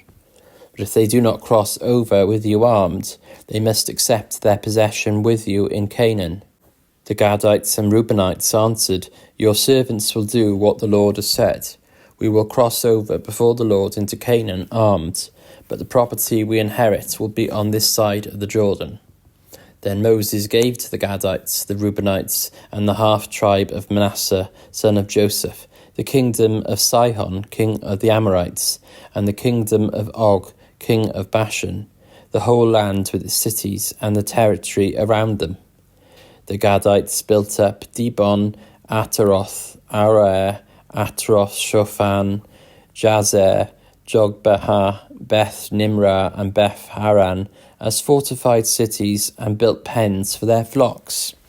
And the Reubenites rebuilt Heshbon, Elah, Kiriathim, as well as Nebo and Baal Meon. These names were changed, and Sibmah. They gave names to the cities they rebuilt. The descendants of Machir, son of Manasseh, went to Gilead, captured it, and drove out the Amorites who were there. So Moses gave Gilead to the Machirites, the descendants of Manasseh, and they settled there. Jair, a descendant of Manasseh, captured their settlements and called them Havoth Jair, and Nobah captured Kenath and its surrounding settlements and called it Nobah after himself. Chapter 33. Here are the stages in the journey of the Israelites when they came out of Egypt by divisions under the leadership of Moses and Aaron. At the Lord's command, Moses recorded the stages in their journey. This is their journey by stages. The Israelites set out from Ramesses on the 15th day of the first month, the day after the Passover. They marched out defiantly in full view of all the Egyptians, who were burying all their firstborn, whom the Lord had struck down among them, for the Lord had brought judgment on their gods. The Israelites left Ramesses and camped at Succoth. They left Succoth and camped at Etham on the edge of the desert. They left Etham, turned back to Pi-Haroth to the east of Baal-Zephon, and camped near Migdol. They left Pi-Haroth and passed through the sea into the desert. And when they had travelled for 3 days in the desert of Etham, they camped at Marah. They left Marah and went to Elim, where there were 12 springs and 70 palm trees, and they camped there. They left Elim and camped by the Red Sea. They left the Red Sea and camped in the desert of Sin. They left the desert of Sin and camped at Dophkah. They left Dophkah and camped at Alush. They left Alush and camped at Rephidim, where there was no water for the people to drink. They left Rephidim and camped in the desert of Sinai. They left the desert of Sinai and camped at Kibroth Hattaavah. They left Kibroth Hattaavah and camped at Hazeroth. They left Hazeroth and camped at Rithmah. They left Rithmah and camped at Rimmon Perez. They left Rimmon Perez and camped at Libnah. They left Libnah and camped at Rissah. They left Rissah and camped at Kelahath. They left Kelahath and camped at Mount Shapher. They left Mount Shapher and camped at Haradah. They left Haradah and camped at Makaloth. They left Makaloth and camped at Tahath. They left Tahath and camped at Terah. They left Terah and camped at Mithkah. They left Mithkah and camped at Hashmanah. They left Hashmanah and camped at Moseroth. They left Moseroth and camped at Bene Jaakan. They left Bene Jaakan and camped at Hor Haggidgad. They left Hor Haggidgad and camped at Jobbathah. They left Jobbathah and camped at Abranah. They left Abranah and camped at Ezion-Geber. They left Ezion-Geber and camped at Kadesh in the desert of Zin. They left Kadesh and camped at Mount Hor on the border of Edom. At the Lord's command, Aaron the priest went up Mount Hor, where he died on the first day of the 5th month of the 40th year after the Israelites came out of Egypt. Aaron was 123 years old when he died on Mount Hor. The Canaanite king of Arad, who lived in the Negev of Canaan, heard that the Israelites were coming. They left Mount Hor and camped at Zalmanah. They left Zalmanah and camped at Punon. They left Punon and camped at Oboth. They left Oboth and camped at Abarim on the border of Moab. They left Abarim and camped at Dibon Gad. They left Dibon Gad and camped at Almon Diblathaim. They left Almon Diblathaim and camped in the mountains of Abarim near Nebo. They left the mountains of Abarim and camped on the plains of Moab by the Jordan across from Jericho. There on the plains of Moab they camped along the Jordan from Beth Jeshimoth to Abel Shittim. On the plains of Moab by the Jordan across from Jericho the Lord said to Moses, "Speak to the Israelites and say to them, when you cross the Jordan into Canaan, drive out all the inhabitants of the land before you.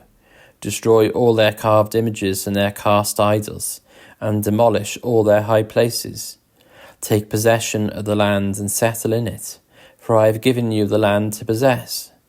Distribute the land by lot according to your clans.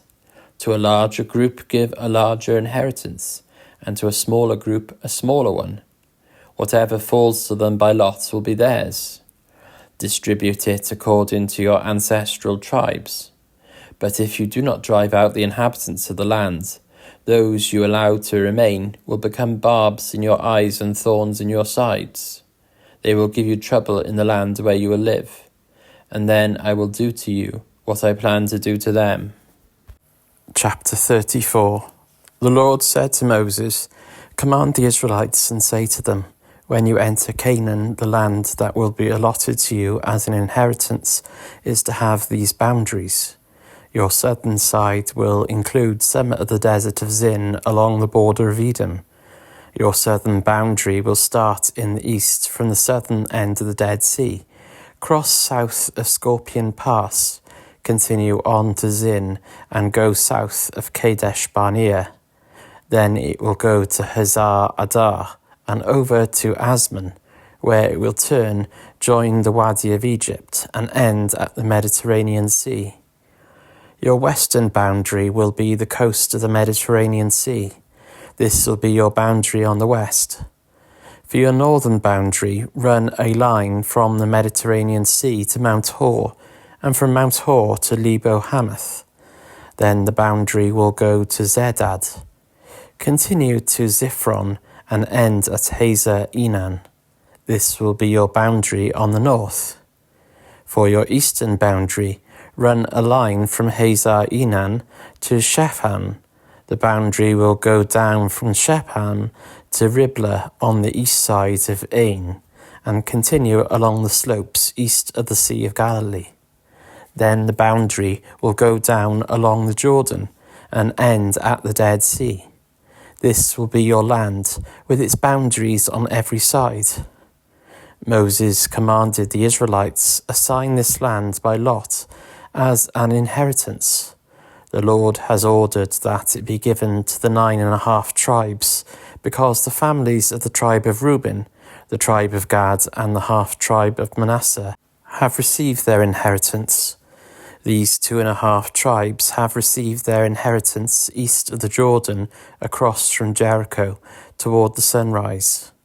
The Lord said to Moses, These are the names of the men who are to assign the land for you as an inheritance: Eleazar the priest, and Joshua son of Nun, and appoint one leader from each tribe to help assign the land.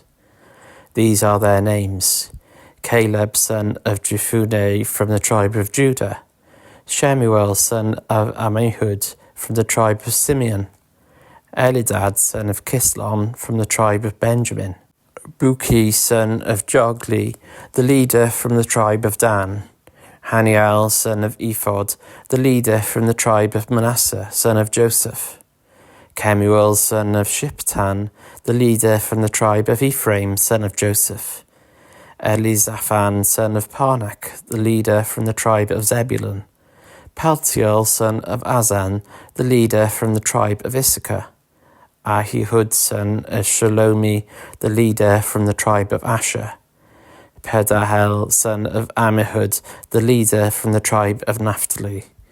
These are the men the Lord commanded to assign the inheritance to the Israelites in the land of Canaan. Chapter 35. On the plains of Moab by the Jordan across from Jericho, the Lord said to Moses, Command the Israelites to give the Levites towns to live in from the inheritance the Israelites will possess, and give them pasture lands around the towns. Then they will have towns to live in and pasture lands for the cattle they own and all their other animals. The pasture lands around the towns that you give the Levites will extend 1,000 cubits from the town wall. Outside the town, measure 2,000 cubits on the east side, 2,000 on the south side, 2,000 on the west, and 2,000 on the north. With the town in the centre, they will have this area as pasture land for the towns. 6 of the towns you give the Levites will be cities of refuge, to which a person who has killed someone may flee. In addition, give them 42 other towns. In all, you must give the Levites 48 towns, together with their pasture lands. The towns you give the Levites from the land the Israelites possess are to be given in proportion to the inheritance of each tribe. Take many towns from a tribe that has many, but a few from one that has few. Then the Lord said to Moses, Speak to the Israelites and say to them, When you cross the Jordan into Canaan, Select some towns to be your cities of refuge, to which a person who has killed someone accidentally may flee.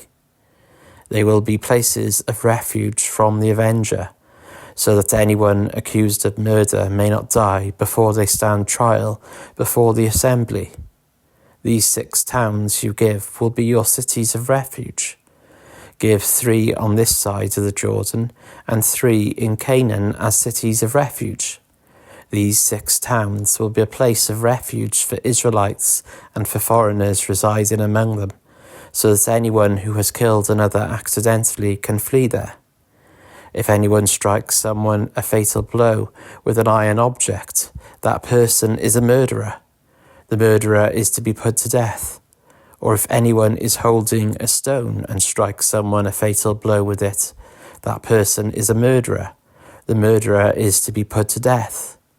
Or if anyone is holding a wooden object and strikes someone a fatal blow with it, that person is a murderer. The murderer is to be put to death. The avenger of blood shall put the murderer to death. When the avenger comes upon the murderer, the avenger shall put the murderer to death. If anyone with malice aforethought shoves another or throws something at them intentionally so that they die, or if out of enmity one person hits another with their fist so that the other dies, that person is to be put to death. That person is a murderer. The avenger of blood shall put the murderer to death when they meet. But if without enmity someone suddenly pushes another, or throws something at them unintentionally, or without seeing them, drops on them a stone heavy enough to kill them, and they die, then since that other person was not an enemy, and no harm was intended, the assembly must judge between the accused and the avenger of blood according to these regulations. The assembly must protect the one accused of murder from the avenger of blood, and send the accused back to the city of refuge to which they fled. The accused must stay there until the death of the high priest, who was anointed with the holy oil. But if the accused ever goes outside the limits of the city of refuge to which they fled, and the avenger of blood finds them outside the city, the avenger of blood may kill the accused without being guilty of murder. The accused must stay in the city of refuge until the death of the high priest. Only after the death of the high priest may they return to their own property. This is to have the force of law for you throughout the generations to come, wherever you live. Anyone who kills a person is to be put to death as a murderer only on the testimony of witnesses. But no one is to be put to death on the testimony of only one witness. Do not accept a ransom for the life of a murderer who deserves to die. They are to be put to death.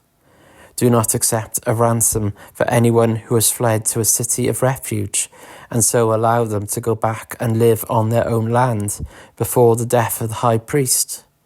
Do not pollute the land where you are. Bloodshed pollutes the land, and atonement cannot be made for the land on which blood has been shed, except by the blood of the one who shed it. Do not defile the land where you live, and where I dwell. For I, the Lord, dwell among the Israelites. Chapter 36. The family heads of the clan of Gilead, son of Machir, the son of Manasseh, who were from the clans of the descendants of Joseph, came and spoke before Moses and the leaders, the heads of the Israelite families. They said, "When the Lord commanded my Lord to give the land as an inheritance to the Israelites by lot, he ordered you to give the inheritance of our brother Zelophehad to his daughters. Now suppose they marry men from other Israelite tribes, then their inheritance will be taken from our ancestral inheritance and added to that of the tribe they marry into, and so part of the inheritance allotted to us will be taken away. When the year of Jubilee for the Israelites comes, their inheritance will be added to that of the tribe into which they marry, and their property will be taken from the tribal inheritance of our ancestors." Then at the Lord's command, Moses gave this order to the Israelites. What the tribe of the descendants of Joseph is saying is right. This is what the Lord commands for Zelophehad's daughters. They may marry anyone they please as long as they marry within their father's tribal clan. No inheritance in Israel is to pass from one tribe to another, for every Israelite shall keep the tribal inheritance of their ancestors. Every daughter who inherits land in any Israelite tribe must marry someone in her father's tribal clan, so that every Israelite will possess the inheritance of their ancestors. No inheritance may pass from one tribe to another, for each Israelite tribe is to keep the land it inherits. So Zelophehad's daughters did as the Lord commanded Moses. Zelophehad's daughters, Mahlah, Tirzah, Hoglah, Milcah, and Noah, married their cousins on their father's side. They married within the clans of the descendants of Manasseh, son of Joseph, and their inheritance remained in their father's tribe and clan. These are the commands and regulations the Lord gave through Moses to the Israelites on the plains of Moab by the Jordan across from Jericho.